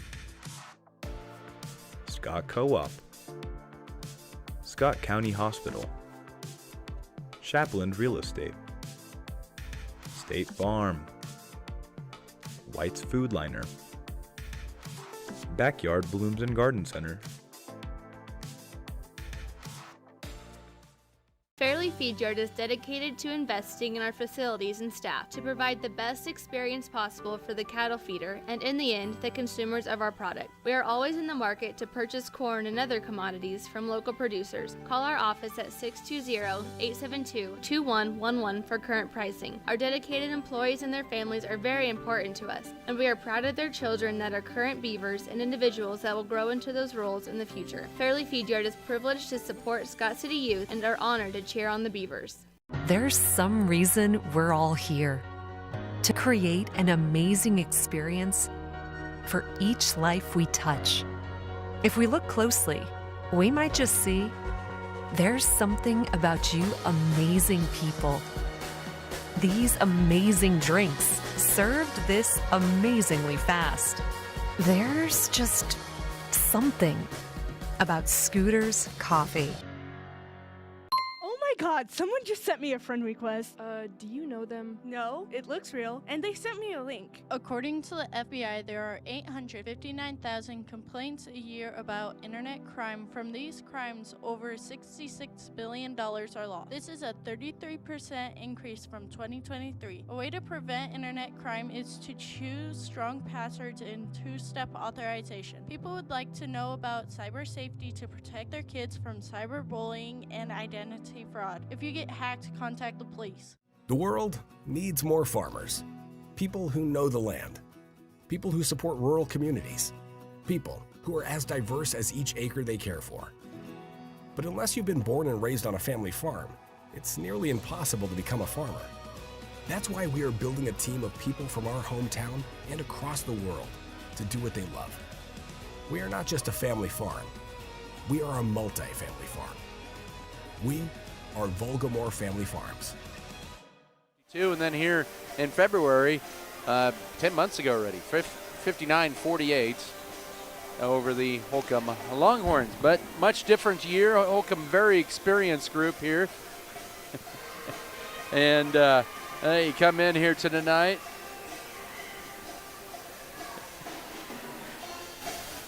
With a pretty balanced attack here. Don't have any stats on them, but I do know their go-to players.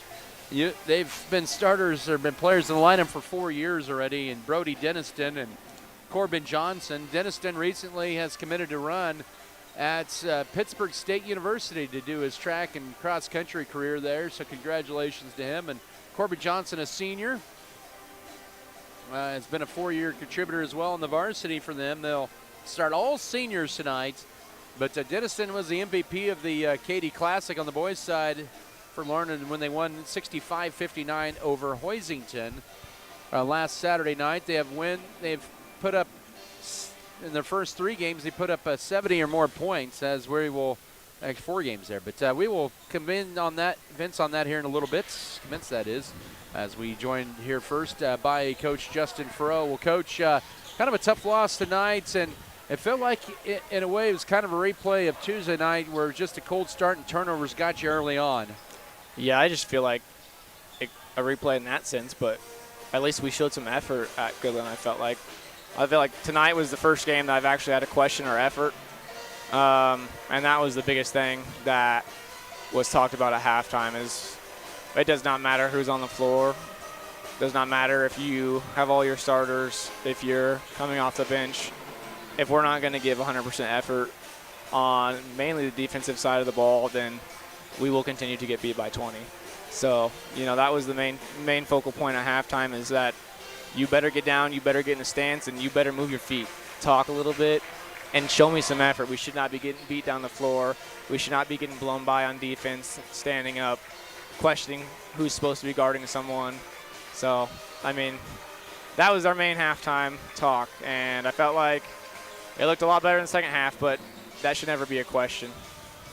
Yeah, no, I was going to say your second half looked a lot better. You cut down on the turnovers quite a bit in that second half, and Holcomb only had 1 turnover in that first half. They had quite a few more in that second half, but you kind of go with a little bit different rotation there. And a nice thing is you bring back in Piper and Chris, and I thought they kind of slowly got things going again. Yeah, it was good to see them back out there. I think, regardless of how the game went, they were probably going to stay at the minutes that they played tonight, just easing them back in and making sure that we're 100% healthy and not rushing anything back and getting them hurt again. So I thought they did a really good job in the time that they played, but, we kind of knew that there was going to be limited minutes for them. And then on top of that, let's make sure that we can get everyone out of here healthy before the break and then continue to get healthy at the break as well. But, yeah, I thought that was a nice little boost to have them out there, especially on the offensive side. I know there had to be a little oh-no again early on. It looked like Peyton tweaked her ankle early in the first quarter, and here we go again. But she was able to kind of get that quickly, just shrug it off, and she kind of fought hard through a 14-point effort here tonight. Yeah, she did, and, leads us in scoring again tonight, and I think was pretty close or led us in rebounds as well, and has kind of been doing it all for us. So it's been nice to see her step up that way, and I think that it'll be nice for her whenever we get everyone back and healthy to maybe she doesn't feel like she has to carry so much of the load. But like I said, though, I think if we can just get everyone out here healthy, that was nice. And whenever we did get her to the bench and check on her and make sure that everything was okay, it was kind of a sigh of relief there. And then also same thing, Piper goes down and is kind of laying there for a second. I'm like, you can't do that to me whenever you're coming back from your injury. So she's like, I know, I was just frustrated. I was like, I get that, but you can't scare me like that. So you're too young to get gray hairs, man. Exactly. But no, it was good to see them back, and then it was good to see the effort that we had in the second half. Yeah. But we can't keep saying the same thing where, hey, let's start the next game like we finished this one, and then we come out the next game and we start the same way, sluggish and slow, and we turn the ball over and we put ourselves in a hole, and that's really tough to come back from. So we got to figure that out. We got to figure out. Make sure we're giving 100% effort the entire time, and we got to go from there. And Cammie scores her first 4 varsity points of her career. Yeah, and I thought she did great coming in. She did everything that we asked of her, and wasn't afraid to shoot the ball when she had the opportunity. So that was very nice to see. But if we can keep getting that, we'd love to have it, and we love the effort that she gave tonight, and we love the pressure she was putting on the ball. So it was great to see that.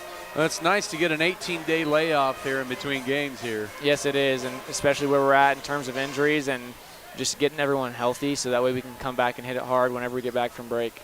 All right, well, Coach, have a good Christmas break, and we'll see you on the other side of it. All right, thanks, Adam. All right, once again, comments there from Coach Justin Furrow as we wrap up the girls' portion of our broadcast. Let's come back in 1 minute. We'll come back to the rest of our boys' pregame and more here. This is Scott City Beaver basketball.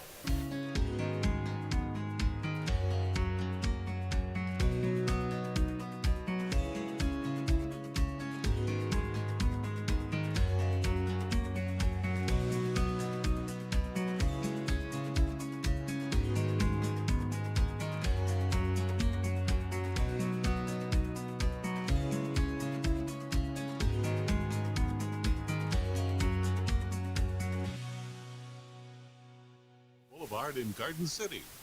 America is at work, from farms to construction sites to factories. Millions of people operate tractors and heavy equipment every day to help keep America strong and growing. When operating dump trucks or equipment with booms or other extensions, watch out for overhead electrical lines. Make sure there's adequate clearance because coming in contact with those lines could result in a tragedy. For more safety information, visit weci.net and click on the Safety tab. An important safety message brought to you by Wheatland Electric, delivering energy for life. Your Touchstone Energy Cooperative.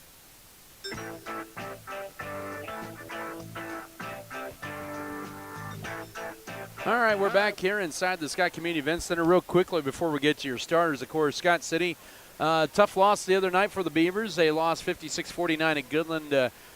Just Coach wasn't really happy with their energy out there, and I think he felt like the last 2 days it was a much better performance in practice, but let's see what happens here tonight. The Beavers so far led by Junior Mesa and Avery Radke, combined 32 of Scott City's 59 points per ball game, but they're going to need some other contributions here tonight on the court here if the Beavers are going to be able to pick up the first win over a ranked team here this year. But let's see what happens here as they're getting ready to, they clear the court or get onto the court here to go give the players 5 through the spirit line, I guess you could say, when Scott City's introduced here. But all right, good crowd on hand for this game. It always is when it's Scott City and Holcomb here. But all right, let's go here. All right, so of course have a pretty good matchup here. Holcomb averaging 75 points a game. As I mentioned, they scored 70 or more in their first 4 games. 65-59 against Holcomb, and then on the road on Colby, 67-58 on Tuesday night. They'd built a double-digit lead late in that ball game before pulling out the dub in that one. They're 6-0, ranked number 4 in Class 3A. Scott City looking to get to 500 before the Christmas break. Let's get to your starters, presented here by Security State Bank. Holcomb coached by Chad Novak in his 15th season, assisted by Trevor Stapp and Aaron Miller. Austin Sullivan, the 5'10 senior. Brody Denniston, the future Gorilla, a 5'10 senior. Luke Tyne is a 6'2 senior. Also, Corbin Johnson, the 5'11 senior. And then also Aiden Brown, he is a 6'3 senior. Austin Sullivan, Brody Denniston, Luke Tyne, Corbin Jansen, and Aiden Brown. Chad Novak, 238 and 80 in 15 years at Holcomb. For Brian Gentry in his 10th season, 103 and 98. He'll start off Brody Steckline. He is a 6'3 junior, 4.8 points and 3.4 boards a game. Avery Radke is a 6' senior, 16 points and 5.4 rebounds per contest. Also, it'll be Drew Metzger, the 6' junior, 5.8 points and 5.4 boards a game.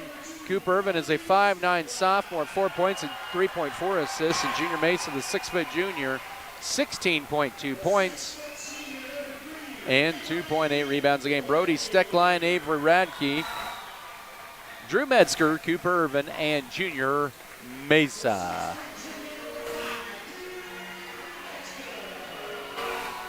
And so those are your starters tonight here for the Scott City Beavers.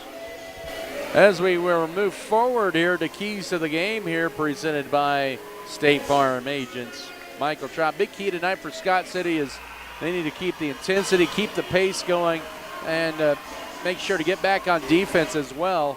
That's going to be an important thing here for them to get back on defense. Holcomb will beat you down the court in a hurry, as those are your keys to the game, presented by State Farm agents Michael Trout here. Excuse me. All right, so other games in the league tonight. Goodland currently, their boys will be playing here soon against, I believe it's going to be the Buhler Crusaders at Rock Creek's Flurry on Flush tournament. Southwestern Heights hosts Ulysses, and Cimarron is at Colby. Hugoton has a night off. The Beavers wearing those home white uniforms tonight with the navy blue numbers and letters and lighter blue trim. Holcomb in the road black tops with the white numbers and letters and orange trim. It'll be Brody Steckline, Luke Tyne to tip this off, and it's Scott City who wins the tap, and we're underway here in the boys' game. As it's Scott City with the opening possession with Junior Mesa through a double team, finds it right side out high. And now Mesa from way downtown, just a little short on that one, and Denniston collects the board. So 1 and done for the Beavers early on. Scott City struggled from downtown, just 5 of 28, and they'll take it strong to the rack, and it's Denniston giving Holcomb the early 2-0 lead 25 seconds in.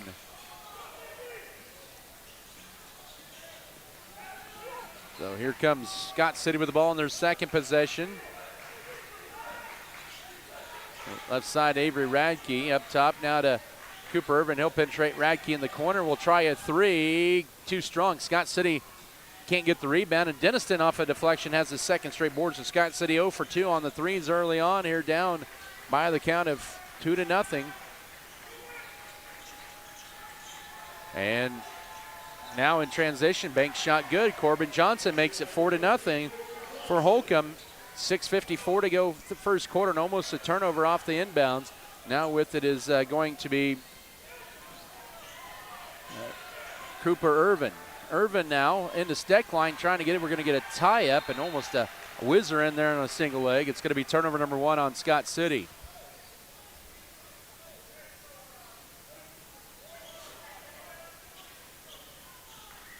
It's 4-0 for Holcomb. 6:38 to go first quarter. Longhorns into the front court left with it out high. Luke Tyne guarded by Radke up top to Aiden Brown. He'll launch a three. Bank shot too strong, but the rebound to Luke Tyne, and Holcomb another crack at it to Denniston. He'll drive in, lose the ball out of bounds, so that'll be turnover number 1 on Holcomb. Brown had 25 points. He had a bulk of those in the second half on Tuesday night at Colby. They lead at 4-0 on Scott City. 6:20 to go first quarters. Mesa brings in the front court. They trap him out high, needs help. Bounce pass to Drew Metzger. Metzger finds it. Now back up top to Mesa. Pump fakes on a deep three. He'll drive in. Jump stop, hangs, bank shot, and gets it. Scott City on the board. 4-2. 6:02 to go first quarter, and a three launched, and that is too strong, but right there's Brown for the rebound. Put back and one. 6-2 for Holcomb. Austin Sullivan missing that three. Foul number 1 on Scott City. That'll be on Drew Metzger. So 6-2 for Holcomb with 5:56 to go first quarter.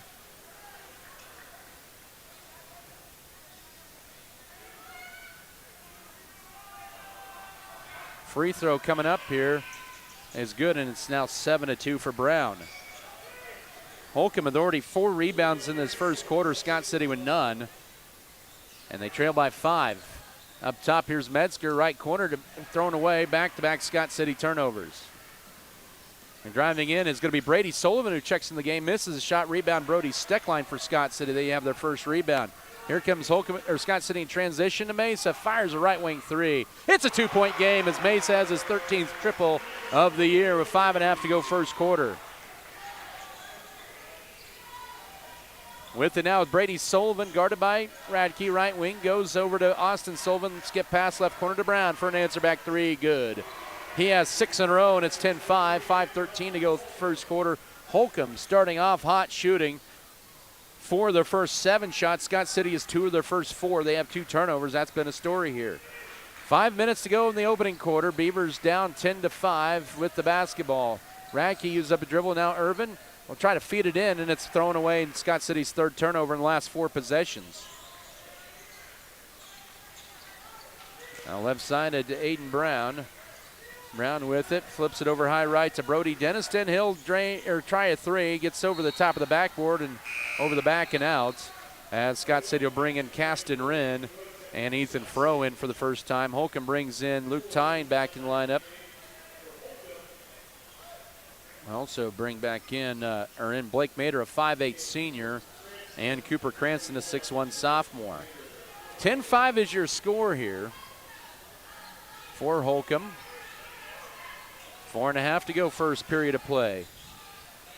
With it is Froh up top to Mesa. Does a good job of going to the basketball. Now he'll drive right side and right corner to Steckline. He'll drive in, pump fakes, hangs, shoots, and got it. Nice strong move for the southpaw. He has his first basket, 10-7, 4:14 to go first period, and Holcomb back the other way. Mader at the block, goes around Mesa, throws it up top. It's Brady Sullivan for a straightaway triple. 13-7, 4 minutes to go first quarter. Holcomb already with 2 threes in this first frame, and Scott City's deficit back down to 6 as Mesa drives in. Now feeds up a tough run, wide right, and the rebound into the hands of Luke Tyne, who already has his second board. 13-7 Holcomb, 3:48 to go first quarter. And another Brady Sullivan three, this one too strong. Tipped it in the hands of Steckline, who gets his second board. He has all the rebounds for Scott City. Holcomb with the ball, or Holcomb leads Scott City with the ball, 3:35 to go first quarter. Ball deflected into bad pass, and Scott City with the fourth turnover, layup. Missed that time by Tyne, and Scott City gets a break there. Steckline with the board. 3:25 to go first quarter. Mesa draws a foul up top on Blake Maynard. That is his first. Holcomb team foul number 2. Mickey Gosman into the Scott City lineup, the 6'4 junior. Holcomb will bring back in Aiden Brown and Corbin Johnson.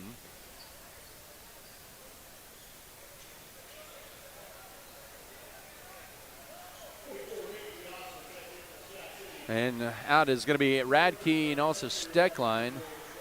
Aston Wren, Cooper Irvin, Drew Metzger, and now inbound into Scott City with it right side Fro. 3:18 off the screen. Here's Irvin. Guarded by Mater. Now it's Fro looking to penetrate. He'll drive in. Oh, now to Mickey Gossman. Takes a mid-range jumper right side. He's got it down. It's 13-9. 3:06 to go. They're in the first quarter. So Scott City back to within 4, but Holcomb with a couple of little mini runs in this first quarter. That's been the difference in this game. And here's Mater from 3, wide right, and right into the hands of Brown for the board, and he'll put it up. Miss it that time, and Caston Wren boxes out for the rebound. Scott City needed that one here. 2:45 to go here in the opening period. Scott City down 13-9 as they try to lob it into Gossman. Already 5 turnovers on Scott City. 4 steals already for the Holcomb Longhorns. Aiden Brown will drive right side, take it to the rack, and lay it up and 1. He has 8. It's 15-9 with 2:35 to go. He's looking for his second three-point play of this opening quarter. The foul will be on Mickey Gosman, his first, team second. Holcomb subs back in Brady Sullivan and Brody Denniston. That'll be Blake Mater as well as Cooper Cranston. So Aiden Brown already with 8. Make that, 8 first quarter points. He has a three-point play, and now his second three-point play, and it's 16-9. 2:35 to work here in the opening quarter. Scott City sees a trap, and they throw it away. The 6 turnover layup, too strong. Holcomb loses it, but right into the hands of Drew Metzger. He'll grab the rebound. Scott City catches a break that time. Now into Ethan Furrow. 2:18 to go, first period. Metzger looking to drive in, cut off here by Sullivan. Up top to Ethan Furrow. Furrow with it. Now to Cooper Irvin. Irvin with it. Look, guarded here by Brody Denniston out high. 10 to shoot. Looking to drive in. Now goes to Caston Wren. Scott City has 6 to shoot, but they're going to lose it in the backcourt. Nope, they will. 3 seconds. 2, 1, and now Scott City does get the shot up and they're going to say shot clock violation. The horn did not sound. Even if it hits 0, you still have tenths of a second to put a shot up. That's a 7 Scott City turnover, even though it missed. But Scott City, not a good offensive possession here with 1:52 to go first quarter. Furrow and Caston Wren out. Avery Radke back in, as well as Junior Mesa. 16-9, Holcomb leading the ball. Minute 45 to work first quarter. Aiden Brown now up top is Corbin Johnson. Wanted to shoot the 3 but could not. Now left wing with it is Brady Sullivan. Sullivan penetrates. Nice cut to the basket. Luke Tyne, left corner to Aiden Brown. Has the 3 too strong, and the rebound to Drew Metzger on the backside. Scott City pushes it in transition. Steckline will lay it up, and that's going to be a block. Team foul number 2 on Holcomb in the quarter. And that'll be the first on Brody Denniston, I believe. Nope, correction, Corbin Johnson. So Brody Steckline, just 2 of 4 at the line this year. Scott City struggled, especially on Friday nights, for whatever reason. The team, they're 62% on the year. Free throw for Steckline is good. And makes it 16-10, 1:27 to go first quarter. The Beavers' main issue right now is they've got to cut down on the turnovers. Already have 7 in this first quarter. Big reason why they're down 6 right now. Second free throw is good. And Holcomb Longhorn in the lane. It would have been a lane violation had Steckline not made that basket. Now into Tyne in the paint. Misses everything. And Metzger already with his 3rd rebound. Here comes Scott City down the floor, down 5, minute 15 to work first quarter. Metzger to Mesa for a left wing three, and it's a 2-point game. Mesa with 2 threes and 8 points and 16-14. 1:08 to go first quarter. Scott City back to within a couple. So first time tonight they've had back-to-back possessions worth points. Denniston up top. Here's Brown. Drives right side to the rack. He'll lay it up. Scored and one. He already has 11. And it's 18-14 with 57.7 to go first quarter. Team foul number 3 on Scott City. They'll get Radke with his first. Brown already with 11 points in this first quarter. This could be his third 3-point play of the period. Cooper Cranston in to replace Luke Tyne.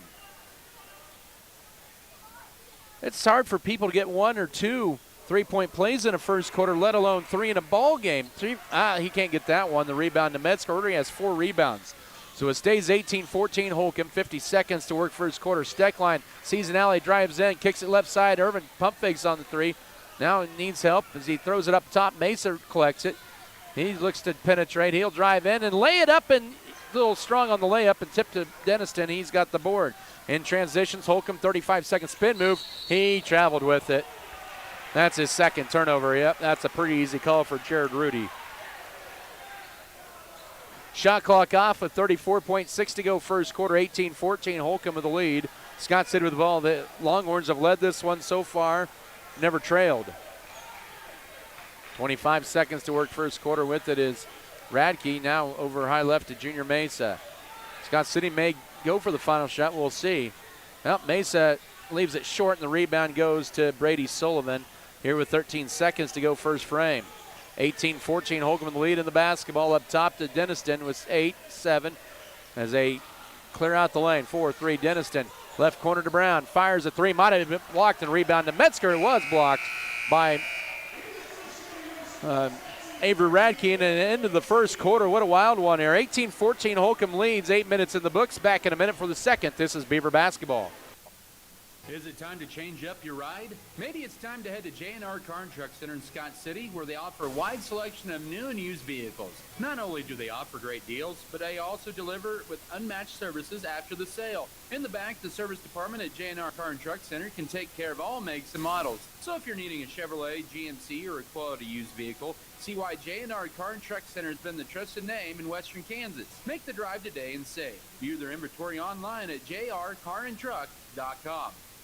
Looking for a bank that puts you first? Welcome to Western State Bank, where customer service is a top priority. At Western, we know the value of face-to-face interactions, and we are committed to making each visit better than the last. Enjoy a small bank style of business with the convenience of big bank technology. Western State Bank has been locally owned and family managed for over 50 years, and we're here to stay. No surprises, no sudden changes, just reliable, consistent service. Switch today and experience exceptional service. Western State Bank, banking with a personal touch.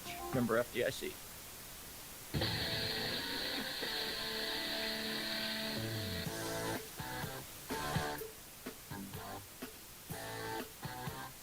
Holcomb with an 18-14 lead. It'll be Scott City's basketball to begin this second quarter. The Beavers shot 50% in that first quarter. Holcomb starting to get their stats here, but we'll see here. 4, 5, 6, 7. They had 19 attempts. Irvin out high to Metzger. He'll launch a deep wing, left wing 3 over his cousin. Brody Denniston can't get it in the rebound to Holcomb's. Aiden Brown, his second rebound. Holcomb forced Scott City into 7 turnovers, and Corbin Johnson short on the 3, rebound Denniston, and Holcomb gets another offensive board. And he goes right block, leading his way in. Bank shot, no, but a foul for Cooper Cranston. He'll get 2 free throws. And the foul, the first of the quarter on Scott City. Second foul now on Drew Metzger. He was scoreless in that first quarter. The Beavers led by Junior Mesa with 8. Aiden Brown had 11 points to lead Holcomb. He had 2 3-point plays, a three-pointer, and almost had his third three-point play. Holcomb now 2 of 4 at the line as Cranston misses it. Gossman into for Metzger.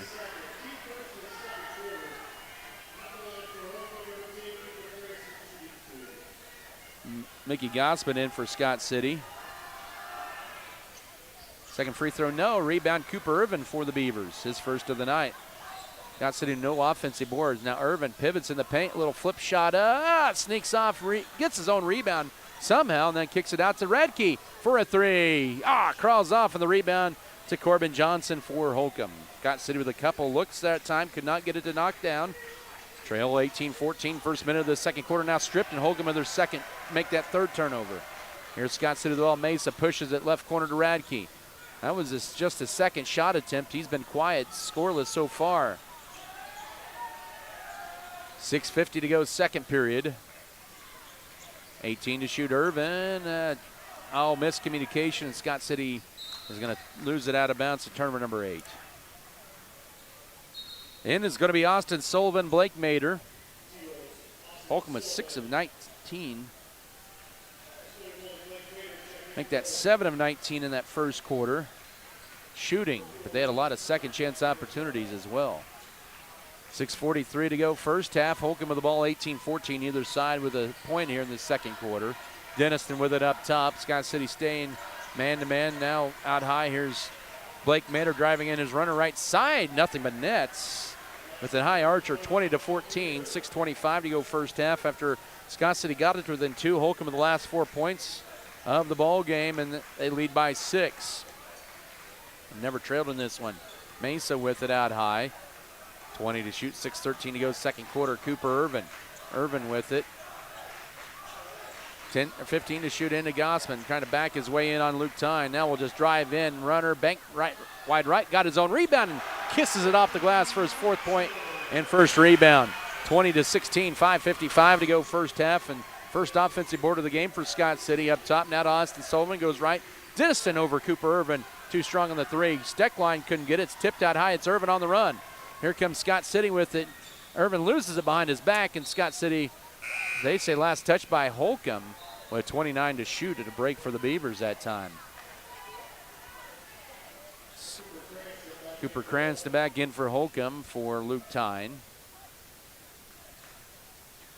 5:41 to go second quarter, 20-16 Holcomb with the lead. Scott City the ball, plenty of time to shoot. They need to get it in first. They'll lob it in to Mickey Gossman. Now we'll put it on the floor, guarded by Sullivan. Puts it up right side. No, missed it badly. Holcomb will save it in play. Right to Avery Radke. He'll take it to the rack, kiss it off the glass, and he's on the board. Radke with his first 2, 20-18. The Beavers' last 4, under 5.5 to go first half. Scott City needed that one here as well. They're back to within 2 once again. And a 3 launch, too strong. Rebound Radke. He'll wrest it away from his teammate, Brody Steckline. That 3 launched by Austin Sullivan. Scott City can tie or take their first lead of the night. It's Irvin with it left wing. Approaching 5 minutes to go first half. We'll put it on the floor once, needs help. Trying to find somebody to give it to and throw it away. Tipton in the backcourt for Mader. He'll have an uncontested layup. Miss it, but right there is Denniston to follow.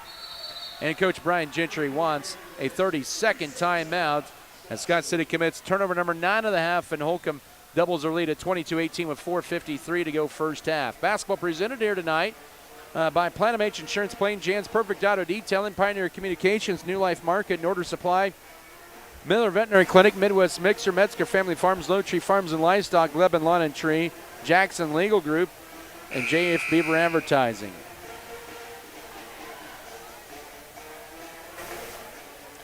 So Scott City down here by the count of 22-18, and turnovers have been really the story in this first half of the Beavers. They have committed 9 turnovers to just 3 for Holcomb out of the 30-second Scott City timeout. It's Beaver basketball. Here's Mesa. All right, now left side to Cooper Irvin into Mickey Gossman. He got bumped, a lot of contact, and stripped and stole it away. Turnover number 10. So Holcomb a little physical there. They let that one play through.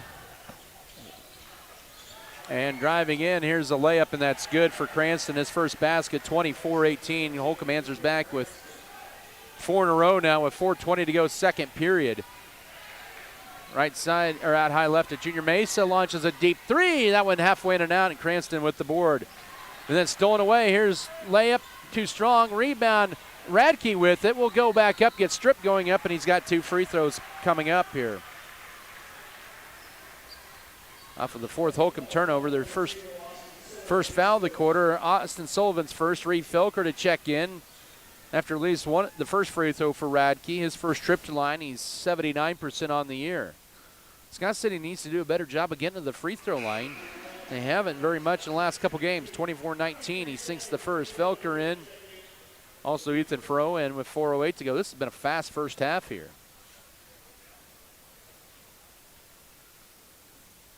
Second free throw is, that went halfway in and out, and the rebound to Aiden Brown. That's Scott City now 3 of 4 from the line. They trailed and then miscommunication as Holcomb player was not looking for the ball there, and Scott City takes advantage. Rand up top, right corner to Furrow for a 3.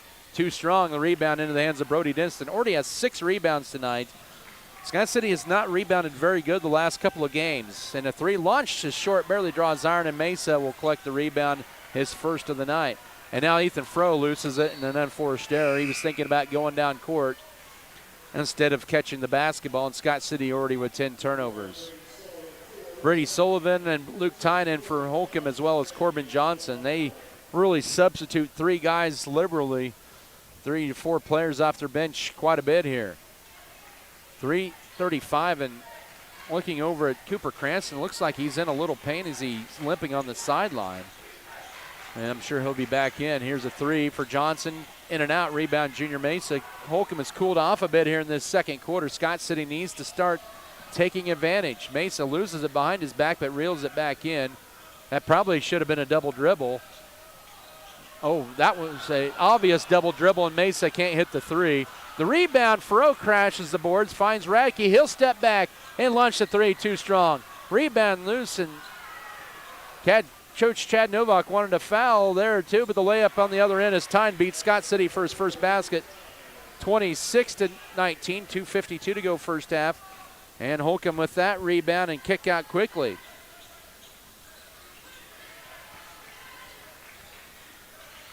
And Radke, and now Scott City will throw it away for their 11th turnover. Turnover is becoming an issue for Scott City as Steckline re-enters the lineup.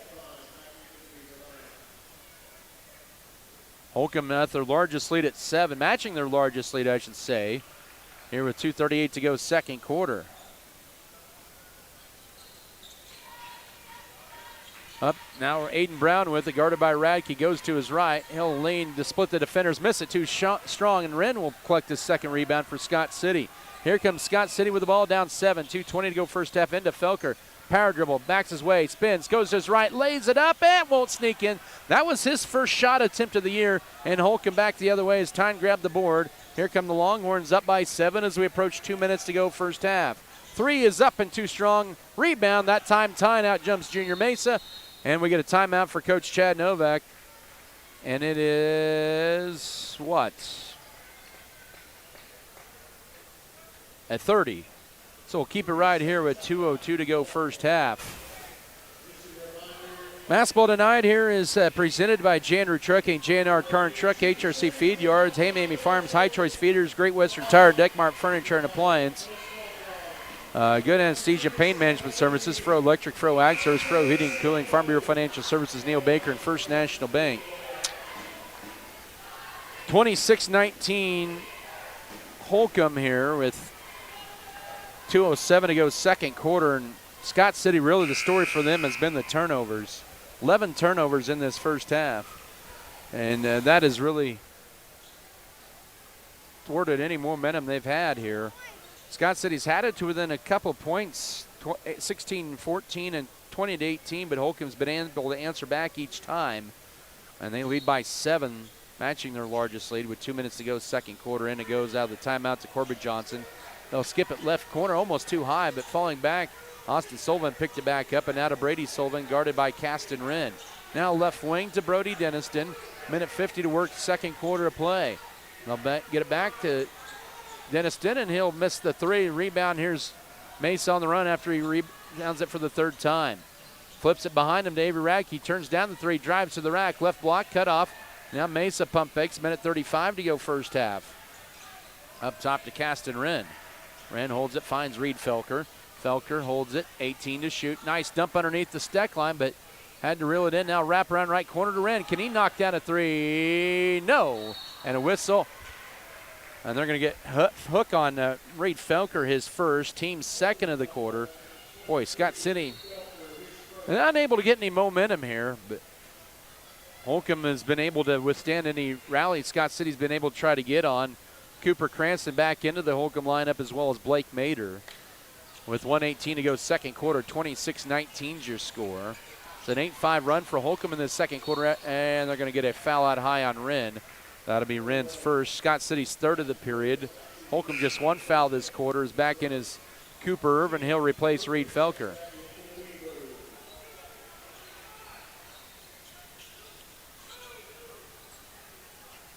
All right, new 35 on the shot clock. Inbound in to Brady Sullivan. He'll be guarded by Mesa. 68 first half seconds go in. Layup is good for Cranston. He has 4, and it's their largest lead at 28-19. They're on an 8-1 run over the last 4 minutes. 28-19 Holcomb. 55 seconds to go first half. Irvin up top to Junior Mesa. Mesa ran a screen, but a good help defense by Holcomb, and another screen maybe up top. Mesa will stop, dump underneath the stick line, touch pass to Irvin, pump fakes on the 3. He'll drive in, jump stop, and that's going to be a travel. The turnovers have really piled up for Scott City. They're 12th in the half. Give a little credit to Holcomb with their defense as well. Some of the turnovers have, though, been unforced errors. Ethan Froh in for Caston Wren. 28-19 Holcomb with the lead in the ball. 4 seconds, 4.9 to be exact, between game clock and shot clock.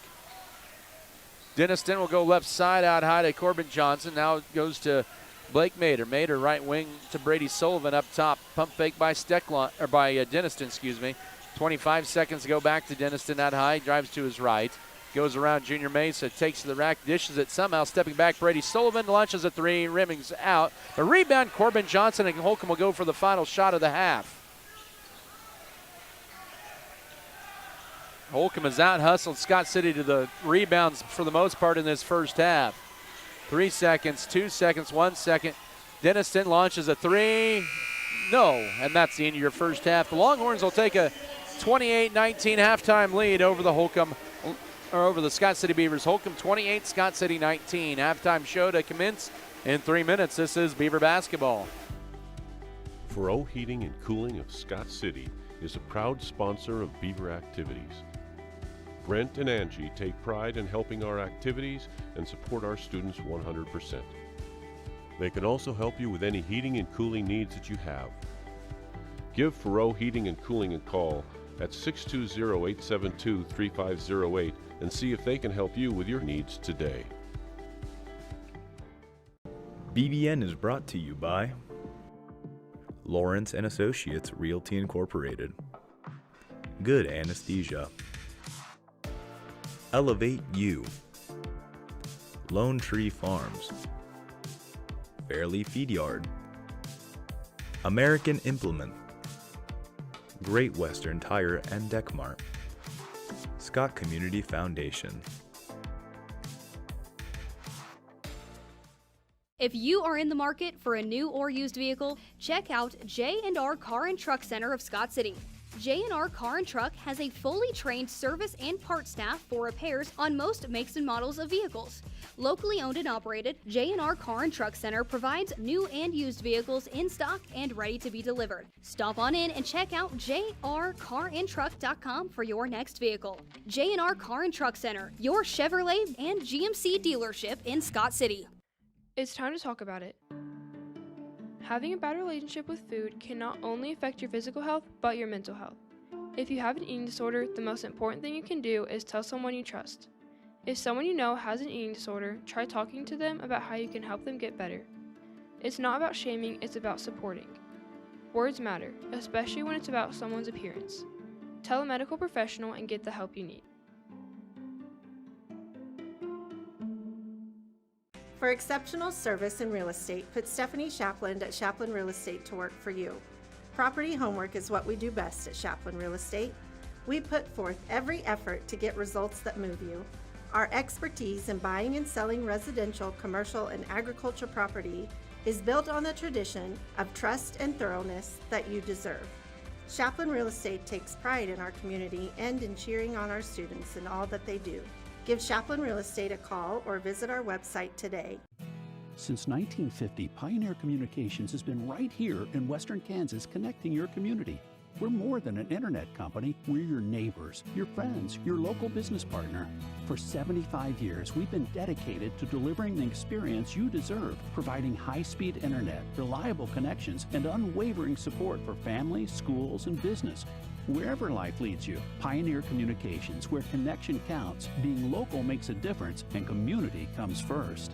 Scott City Beavers here at break. Halftime show once again presented by Precision Ag and Seed. As we take a look at your first half stats here, Holcomb's led this one wire to wire. They're led by 4 at the break. Scott City went on a 4-minute drought here to end the first half, and here we go with a long drop for them, and then did not have a field goal for the final 5.5 minutes of the second quarter. First half scoring looks like this here for Holcomb. They were led by Aiden Brown. He had all of 11 of his points in the first quarter. And then it was, 4 for Cooper Cranston, 4 for Brody Denniston, 3 for Brady Sullivan, and 2 for Corbin Johnson and 2 for Blake Mader in that first half. 11 of their 28 points there went to Aiden Brown. The Longhorns had 5 turnovers, just 3 fouls the entire half, but they were very active on the boards. 19 rebounds in the first half. To just, 5, 10, 14, 17 for Scott City. The Beavers had 12 first half turnovers. That really hurt them in the first half, and just 2 steals. They had a total of 6 fouls in that first half. Their first half scoring was led by Junior Mace with 8. He did not score in that second quarter. 4 for Mickey Gosman, 3 for Avery Radke, 4 as well for Brody Steckline, and that was Scott City scoring in the first half. 28-19 is your halftime score here for the Holcomb Longhorns as they lead the Scott City Beavers. We'll take another 3-minute break as we'll come back with the rest of your first half stats and get you set up for the second half of play. This is Scott City Beaver basketball. When you want plain talk with exceptional results, count on Norder Supply to serve you. With over 40 years of experience in the crop protection business, the dedicated team at Norder Supply is passionate about assisting you in achieving maximum net return per acre by delivering unparalleled agronomic advice and best in customer service. That's how they define success. To serve you better, they have an aerial application service and do it all for a very competitive rate. Call them today at 620-872-3058. Norder Supply, plain talk, exceptional results. Nothing better than homemade food. Well, that's what you get at Mom and Pop's Burger Stop in Scott City. What makes Mom and Pop's Burger Stop so good is they serve fresh burgers and slice up the best homemade pies in town. Don't forget they have a full salad bar along with weekly specials. You can check out their Facebook page, Mom and Pop's Burger Stop, for more information on their weekly specials, or call 620-874-9292. Drop in for homemade food at Mom and Pop's Burger Stop, 308 West 5th Street, Scott City. Open Monday through Saturday, 11 to 2 and 5 to 8. Deckmart Furniture and Appliance in Scott City continues adding new items. Not only have they added new small appliances from GE, they now have the comfortable Sealy memory foam pillow. Oh, and don't forget to check out their new home decor. Come in and see their top lines of furniture and appliance from Lazy Boy, Sealy, GE, and Speed Queen. Deckmart Furniture and Appliance has 2 floors of quality furniture and appliances for every room of your home. Stop and see what's arriving daily at Deckmart Furniture and Appliance on Main Street in downtown Scott City, where they service what they sell. Words like history and tradition are often used to describe the Scott City Beavers. With their roots in farming, NAU Country Insurance Company and Western Kansas Insurance have been built on these principles as well. We sit in the farmer's shoes and know both the risks and rewards of farming. With a long and trusted history in the crop insurance industry, WKIS and NAU Country are top rated for financial strength and stability. Contact Western Kansas Insurance at 620-872-5866 today. NAU Country Insurance Company and Western Kansas Insurance are equal opportunity providers. Needle and Grandpa have you covered. The Scott Recreation Commission invites you to come get fit in their fitness center, no matter what your focus is. The Scott Recreation Commission features a wide variety of fitness activities, including free weights and cardio. With an affordable membership, you're able to access not only the fitness area, but also group fitness classes. Find out your workout opportunities at the Scott Recreation Commission Fitness Center, 912 Jefferson Street in Scott City. You can also sign up online at scottrec.org. Go Beavers! Richards Financial Services at 106 East 6th Street in Scott City is once again pleased to be a Booster Club sponsor for the Scott Community High School Beavers and a proud sponsor of Beaver Sports on KSKL. We are looking forward to another exciting and spirit-filled year of sports, academics, and... Nextech Wireless has been offering superior coverage to Kansans for close to 20 years. My, how things have changed. Bringing us to modern technology we trust and depend on. Rain or shine, wind or snow, we'll be there. Because we live here too. We're investing in our communities and connecting Kansans. It's not a gimmick, it's our guarantee. 28-19 advantage over the Scott City Lady Beavers here, or Scott City Beaver boys, excuse me. Just looking at the girls' score from earlier tonight, Holcomb would win that one by the count of 62-43. All right, taking a look at some of the first half stats here. Once again, some more first half stats. Holcomb shot 12 of 33 in that first half, and that was good for 36%. They were 2 of 17 on threes, 10 of 16 on twos, and just 2 of 5 in line for Scott City, 7 of 22 for 32%. They were 2 of 8 on threes and 5 of 14 on twos and 3 of 4 at the line. But the problem was Scott City just had issues scoring once again in the first half, but their 12 turnovers were really a big story of this first half. So once again, taking a look at the foul trouble, really, only for one side. That was Drew Metzger. He had 2 fouls. Scott City will have an 18-day layoff. They'll be back here in January of 26, January 6th against the Cimarron Blue Jays, and then they'll go to Hoxie on the 9th. Holcomb will have a 15-day layoff. They'll play on the 3rd of January on a Saturday night at home against Garden City. And then they'll host Goodland on Tuesday the 6th. 28-19 your halftime score.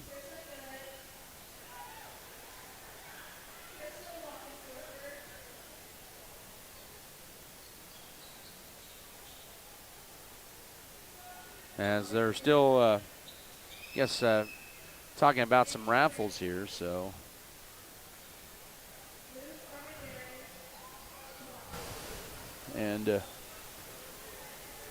And also, let's see here. They're getting raffles. They haven't drawn my name yet. It's also ugly sweater night in the student section. Some of them are ugly. None of them decided to put a mirror on any of their sweaters, ugly sweater. I celebrate Festivus for the rest of us instead, and Feats of Strength be coming up here on the 23rd. So we're about ready to start this second half. I do celebrate Christmas as well, by the way, in case you're wondering. We do have Junior Mesa, Drew Metzger, also Avery Radke, Cooper Irvin, and Brody Steckline. It's Holcomb basketball to begin the third quarter. Brody Denniston, and losing it momentarily, picking it back up was Austin Sullivan. Luke Tyne, Corbin Johnson, and Aiden Brown, who has the basketball, guarded by Mesa. Bounce pass right side, and the 3 is launched and buried for Austin Sullivan on the right wing, and he makes it 31-19. Holcomb first seconds of the second half. Scott City into the front court with Irvin. Their first possession of the third quarter, out top to Junior Mesa, looking to drive right side. Jump stops, lanes, shoots, and scores. He has 10. 31-21, 7:24 to go third quarter. First field goal for Scott City in 6 minutes. And also broke a 7-0 Holcomb run, their longest run of this night. Now on the other end, Aiden Brown scores for his 13th point, 33-21, 7:12 to go third quarter. Up top with it is Radke, left side, and bad pass thrown away, turnover number 13. Here's Holcomb in transition, 2-on-1 numbers. Corbin Johnson, Scott City's defense comes back, and now bullet pass. Here's Tyne, pump fakes on the 3, and almost stolen by Metzger. Now to Denniston, 6:50 to go third quarter. Now left corner to Johnson. Up top it'll go to Luke Tyne. He'll fire a guarded 3, and he'll be short, and the rebound will be tracked down in the corner by Junior Mesa. His 4th rebound of the night. In transition, here's Irvin. He'll drive in left corner. Can Radke knock home a three? The answer's yes. Radke, his first three. He has 20 on the year, and it's 33-24. 6:25 to go third quarter, and a much-needed three-pointer for Scott City in the paint. Up and under move by Johnson, and he scores it. His fourth point, 35-24. 6:16 to go third quarter, and Holcomb scoring at will as well as Scott City here to begin this third quarter. Lob into Steckline through a double team. Can't get the shot to go. Got his own rebound. Now will turn around and score it himself. He just wanted the rebound for his fourth rebound and 6 point. 35-26. Coach Brian Gentry will burn a 30-second timeout with 6:03 to go third quarter basketball, presented here by Fairleigh Companies, Farm Bureau Financial Services, Hugh and Berta Benz, Elevate You, DeKalb, Baird, Clint's Diesel Repair, Circle C Farms, Shells, Flyers, and more. Burning Farms Beef Belt, Beavertown FFL, Beef Creek Feeders, Bartlett Grain Company, B&H Paving, and American Implement. 35-26 is your score.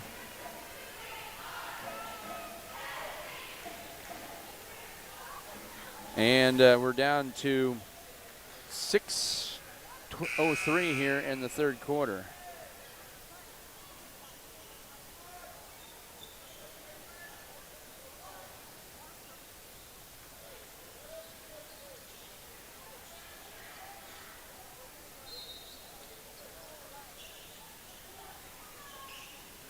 Out of the timeouts taken by Coach Gentry. Here's Holcomb with the ball, back to the 9-point lead. Scott City needs to get a defensive stop here. Holcomb's been able to kind of get around them at will here to begin this third quarter. They've hit three of their first four shots. They get it in, and they hit three of the first five. That one missed. Rebound, Cooper Irvin crashes the boards there. That would look like a bunny miss by Cranston, who's back in the lineup. Can Scott City get it to within 7 here, or 6? With it here. And lob into Steckline from Wren, and lays it up to Steckline. He has 8. He has a new career high, 35-28, 5:26 to go third quarter, and Scott City is back to within 7. Driving in as Denniston blows by Irvin and scores it.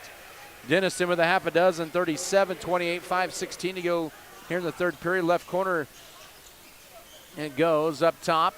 Now to Irvin. He'll look to drive left around Mater. Jump stop, left corner to Radke. Can he launch a three again? No, rebound tipped up, and they're going to get a push on Cooper Irvin, fighting for the rebound on Mater. That'll be his first. Scott City's first foul of the third quarter. Good look for Radke in the corner, but couldn't hit it the 5-minute mark. Holcomb brings back in Austin Sullivan. Also out there for them is Brady Sullivan, Blake Mater, Cooper Cranston, and Aiden Brown. 4:55 here in this third quarter. 37-28 your score. Driving strong the basket, layup too strong that time. The rebound to Avery Radke has his fourth rebound of the night. Here's Brody Steckline looking at his career night. He's got it. He has 10. He and Junior Mesa share the team high, 37-30, back to a 7-point game. 4.5 to go. Now shot is up and sneaks off. Rebound, the whistle, and the foul. That'll be on Mater. And push over the back, his second, team's first of the quarter. Their flip-up shot that time. Scott City down by 7 here. Much more energy here in this third quarter. 4:28 to go in the third period, and they can get this down to a 2-score game here. 4:25 to go third period. Right side over to Caston Rendell. Lob it up top now with it. Radke into Steckline. He's been the hot hand, and he will not be, but he draws the foul on Cooper Cranston, his first. Team foul number 2 in the period. Brody Steckline with 6 points in the quarter, 10 for the game, looking to add to his career high.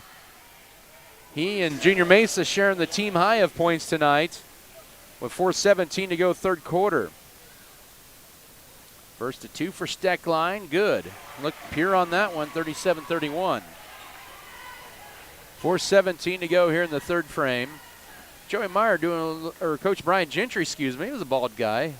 And then see Meyer over there. It's Gentry mopping things up, coaching, mopping up in the some perspiration or water on the front of the bench. 37-32. An 8-point third quarter. Steckline takes a seat. Mickey Gossman returns to the lineup, and Scott City is on an 8-2 run here recently. Holcomb with it. Now Mater will launch a 3, and he's too strong on him, but the rebound underneath the Cranston will go up and score it. He has 6. Holcomb wants time as they push the lead back up to 7, 39-32. With 4:02 to go, third quarter, they'll burn a 30-second timeout. So Corbin Johnson back in. 4:02 mark of the third quarter.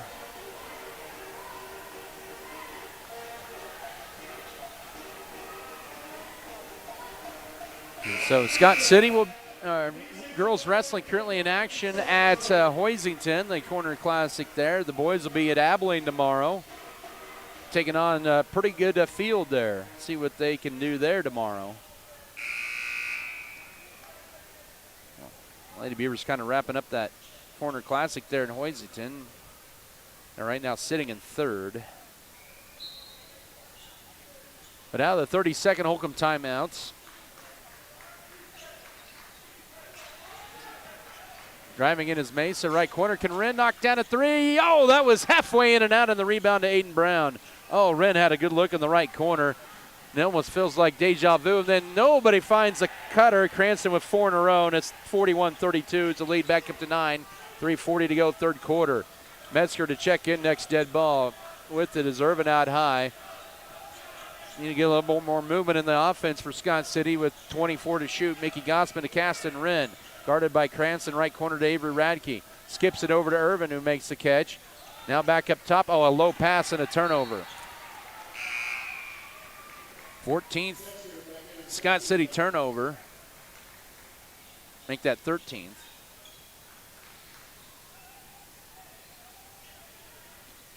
I was right, 14th turnover. Anyways, out is Irvin.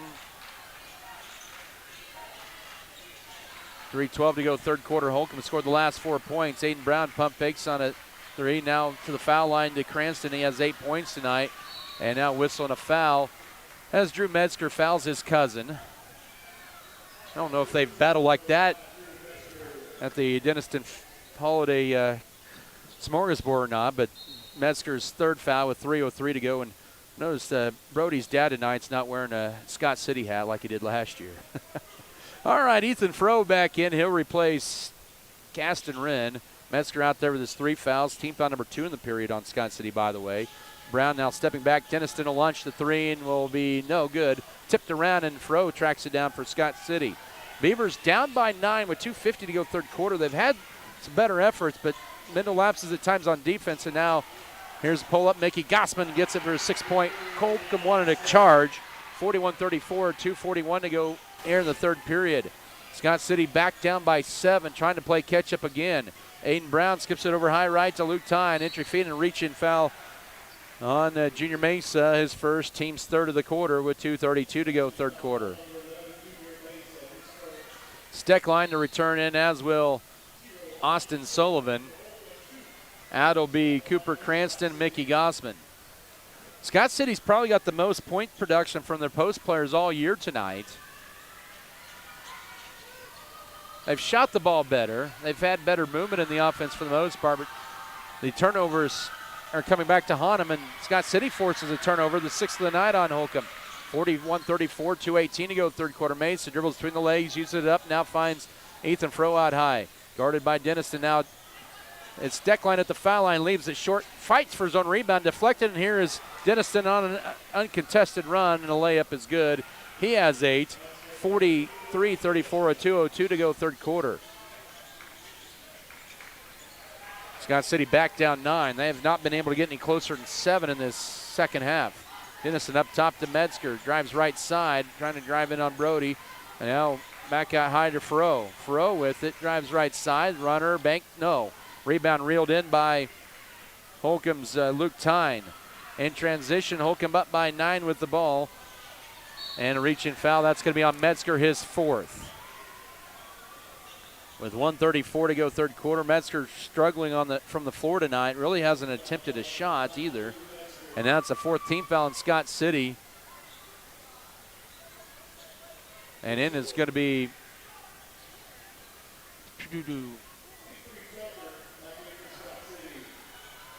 all right. In is Reed Felker, and Metzger will sit down with 4 fouls. Minute 30 to go. Catch and shoot 3. Aiden Brown, yes. He has 16. 46-34, 1:25 to go third period. Scott City matches their largest deficit of the game at 12. Ender Felker, turnaround jumper. And that crawls in his first varsity points, 46-36, 1:12 to go third quarter.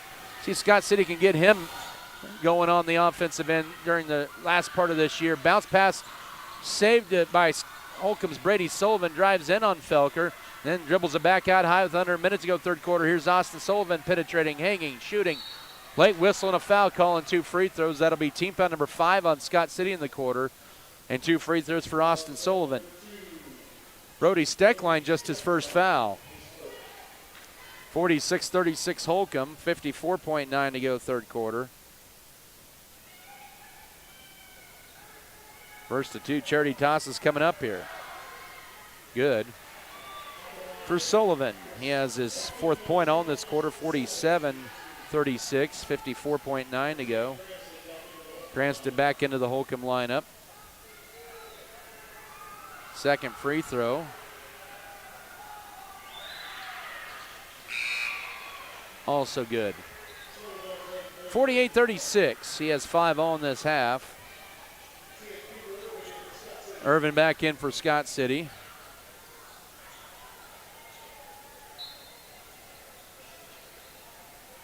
.50 seconds to go here in the third period.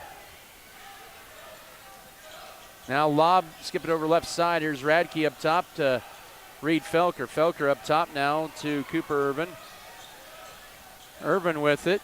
38 seconds to go. Now with it is Radke. Radke with it out high to Felker. And now driving in. Here's tough shot through some contact. No for Radke, and a whistle and a foul.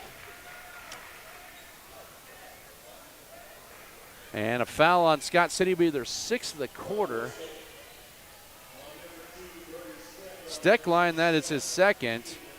Free throws coming up for Brady Sullivan, looking for his 4th and 5th points of the night. Shot clock off, 27.7 in this third quarter, 48-36 Holcomb. They're now 4 of 7 from the line tonight and make it 5 of 8.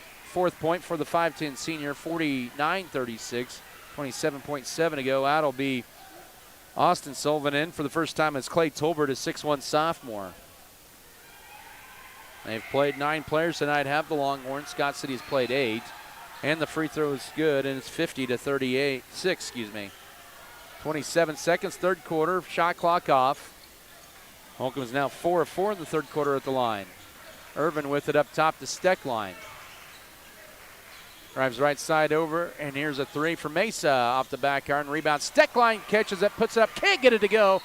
And they're going to get a whistle and a foul over the back on Radke. That'll be his 2nd. 7 fouls on Scott City in this quarter, just 2 on Holcomb. And all of a sudden the lid is on the rim for Scott City, and 2 free throws on the other end for Corbin Johnson.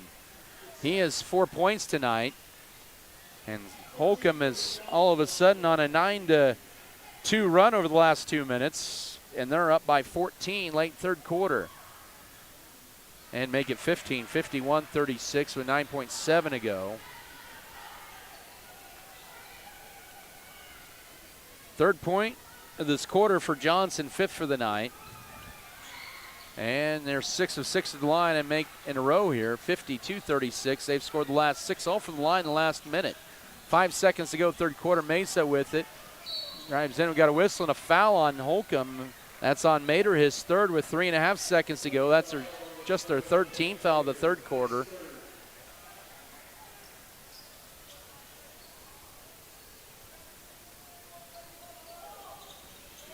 Two seconds, 1 second. Here's Mesa. He'll fire a right wing 3 short. And that's the end of your third quarter. 52-36 as we go to the fourth quarter. Scott City down by 16. We'll come back in a minute for the fourth quarter. This is Beaver basketball. Since 19. BBN is brought to you by Ag Management Services, All-in-One Wash, B&H Paving, First National Bank, HRC Feed Yards, JNR, Next Tech Wireless, Pioneer Communications, Red Barn Enterprises. 911, what's your emergency? This is Circle C Farms, and we got a major situation. Farmers are getting more than just high-quality seeds with Beck's hybrids. There are commitment rewards. Sir, slow down. Is anyone in danger? Only if they miss out on early order and quantity discounts and flexible low-rate financing options. Sir, that's not exactly an emergency. Are you kidding? Around here, that's big news. Well, sounds like you're not just planting seed, you're planting a future. Circle C Farms and Beck Seeds. More than seed. It's family and growing your future.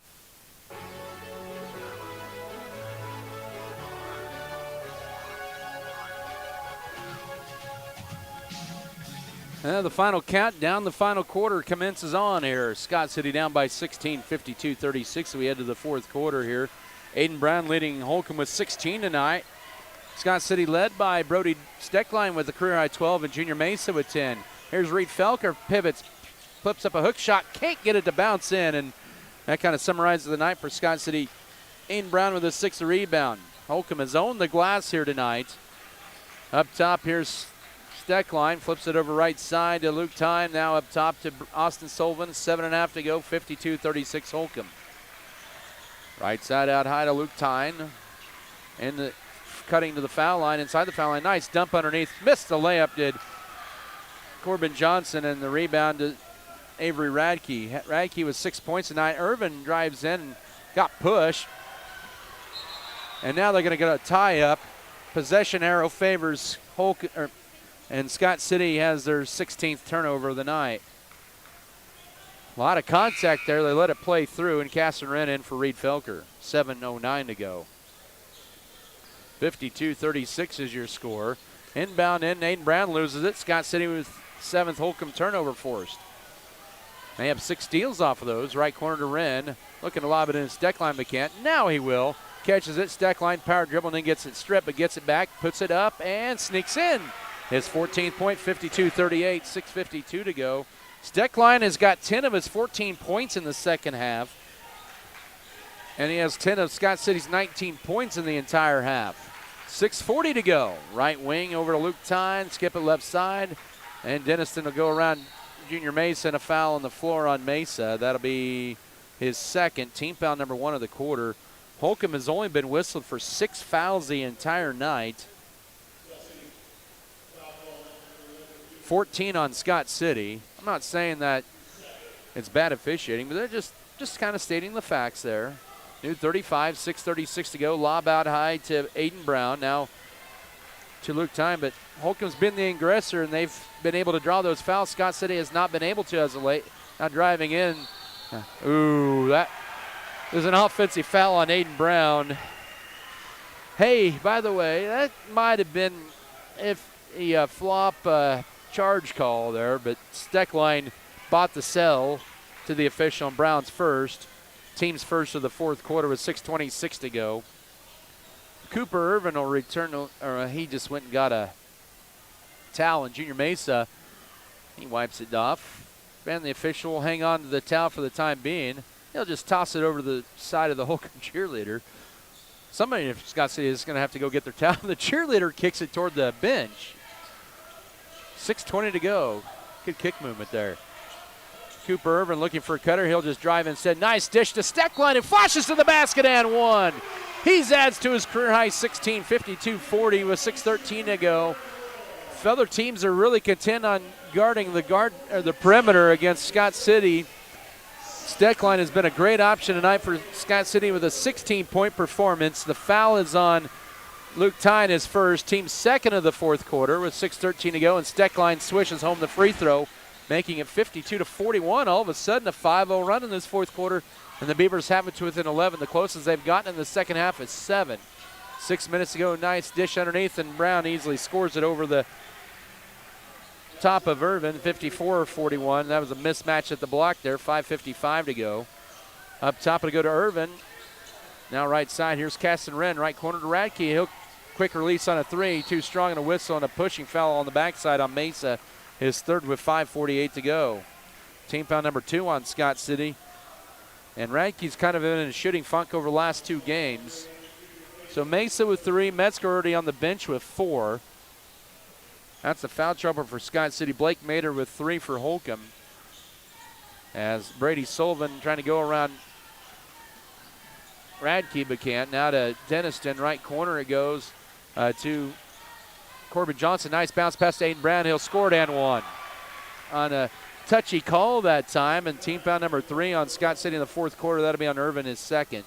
Brown's basket makes it 56-41 with 5:33 to go.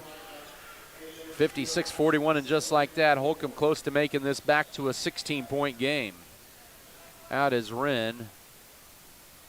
Back in is Metzger with his 4 fouls. 3 fouls on Scott City in the fourth, 2 on Holcomb. Free throw for Brown is no good. He's got a Steckline, jumps out, overjumps everybody for the board, including his teammate Cooper Irvin. 5:25 to go. Radke with it. 56-41 your score for Holcomb. Now to Metzger. Metzger scoreless here tonight. Right side, here's Irvin looking to penetrate. Spin, gets a strip, it hits the deck, flips it to Mesa. And now up top, they're working over right side. Here's Metzger trying to drive in. Hangs, bank shot too strong, through a lot of contact. Rebound loose, picked up by Brady Sullivan for Holcomb. Underneath spin move, Denniston goes around Irvin and one. Denniston with 10, it's 58-41, their largest lead of the night with 4:58 to go. But how many three-point plays has Holcomb had tonight, or three-point opportunities? Irvin now with 3 fouls with 4:58 to go. Brendan Cook in for the first time to replace Brody Steckline, and it's now a 6-0 run for Holcomb over the last minute. And it's 7-0 run as Dennison knocks home the free throw, and he'll check out for Blake Mader here with 4:58 to go, and 59-41 your score.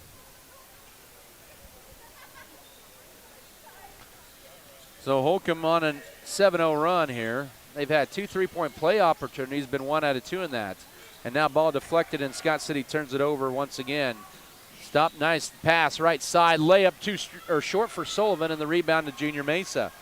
His 5th rebound of the night, 4.5 to go. Right corner to Radke, skip pass over left side to Irvin. He'll drive left side, pivot, now needs help. Throw it up top to Mesa, who hauls it in. 59-41, 4:25 to go. Oh, ball deflected and another turnover. 2-on-2 numbers, driving in. Here's Johnson, hangs, bank shot, yes. Sneaks in. Corbin Johnson with 8, 61-41 with 4:12 to go. Here's Cooper Irvin, back up top to Junior Mesa. Mesa with it. And Holcomb on a 9-0 run, and Mesa can't get the run, and the rebound to Johnson. 4 minutes to go in this game. Scott City's gone cold all of a sudden last 2 minutes. Brown with it, left side, here's Mader.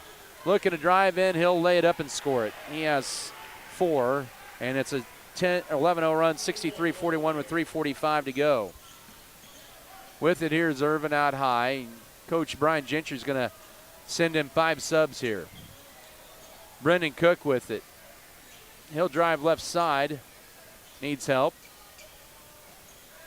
Up top to Avery Radke, he'll drive in, runner, bank shot, good. He has a nice move, his 8th point, 63-43, 3:21 to go.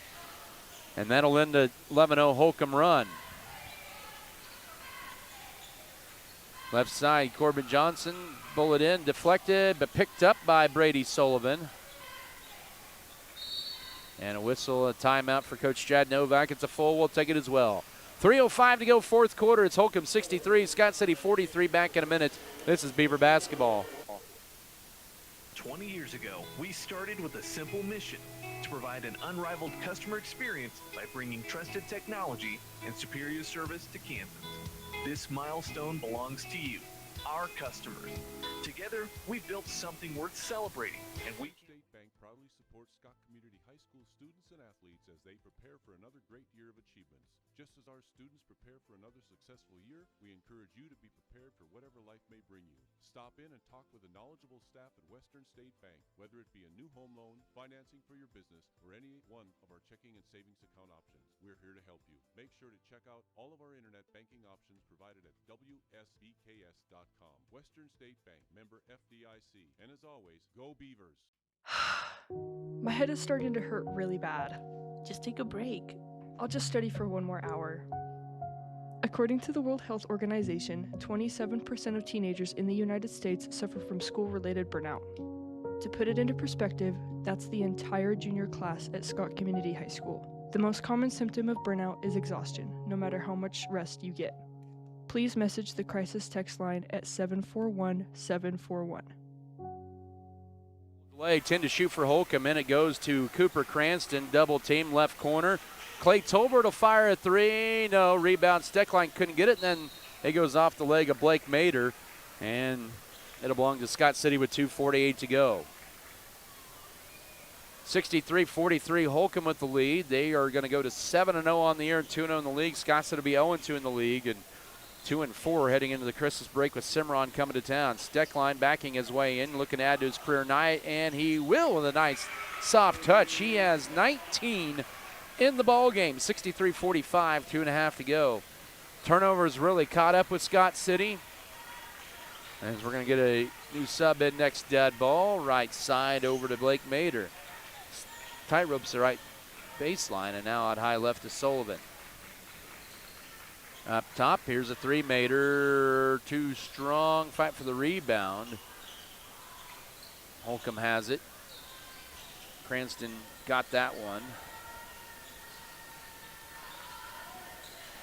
And now right side to Mader. Chased Berry in there for Scott City for the first time. Shot no for Cranston, and Berry grabs the rebound for Scott City.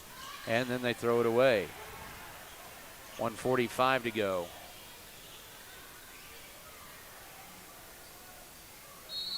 And a timeout for substitution purposes, and Holcomb will sub in.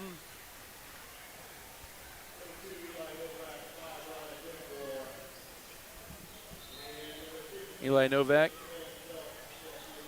Ryan Wickwar, the 6-foot freshman. Eli Novak and Ian Van Pelt, 5'9" product. With 1:40 to go. And Chase Culp making his varsity debut. Also Michael Hermosillo in there. 100 seconds to go in this one.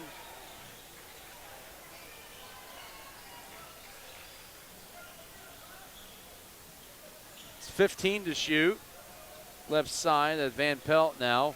That's Ryan Wickwar, he and Eli Novak first cousins. Also Cooper Cranston, a cousin there. Corbin Johnson, a cousin. 4-3 on the way. No rebound into the hands of Steckline. He's had a nice night. Under a minute to go. Or almost a minute to go, I should say. With it is Steckline. I'm trying to speed things up here. Nice move. Little shot, no, and he's fouled. That foul will be charged to Cranston, his second. Team's third of the period. So Steckline looking to add to his career-high 19-point night here tonight. He just absolutely obliterated his previous career high, which he tied 6 days ago, and also had that against Tonganoxie, but that one rims out. Brendan Cook to check in. Second free throw, no. Rebound. With it is Tolbert, his first rebound of the night, final minute of this one. Ian Van Pelt, stolen away by Michael Hermosillo. Turnover on Holcomb. Here's Scott City back with Hermosillo to Ethan Farreau. Loses it. 48 seconds left. He'll take it strong to the rack, then flip it to Steckline. He gets it stripped out of bounds. 42.8 to go. And that'll allow Brennan Cook in for Brody Steckline, who'll exit with a career-high 19 points tonight. 63-45 Holcomb. Berry to inbound it in almost. Probably a walk off the inbounds by Berry. Kind of a couple steps to his left there. Now Cook needs help. Finds Chase Culp out high. 34 seconds to go. Berry with it. Now lobs underneath the Cook, who will lay it up and scored his first field goal of the year. 63-47. 25 seconds to go. The post play for Scott City has been better tonight, scoring-wise. Shot clock is off. Eli Novak, the 5'11 freshman out there dribbling it. 13 seconds to go. Now gets it over to Wickwar.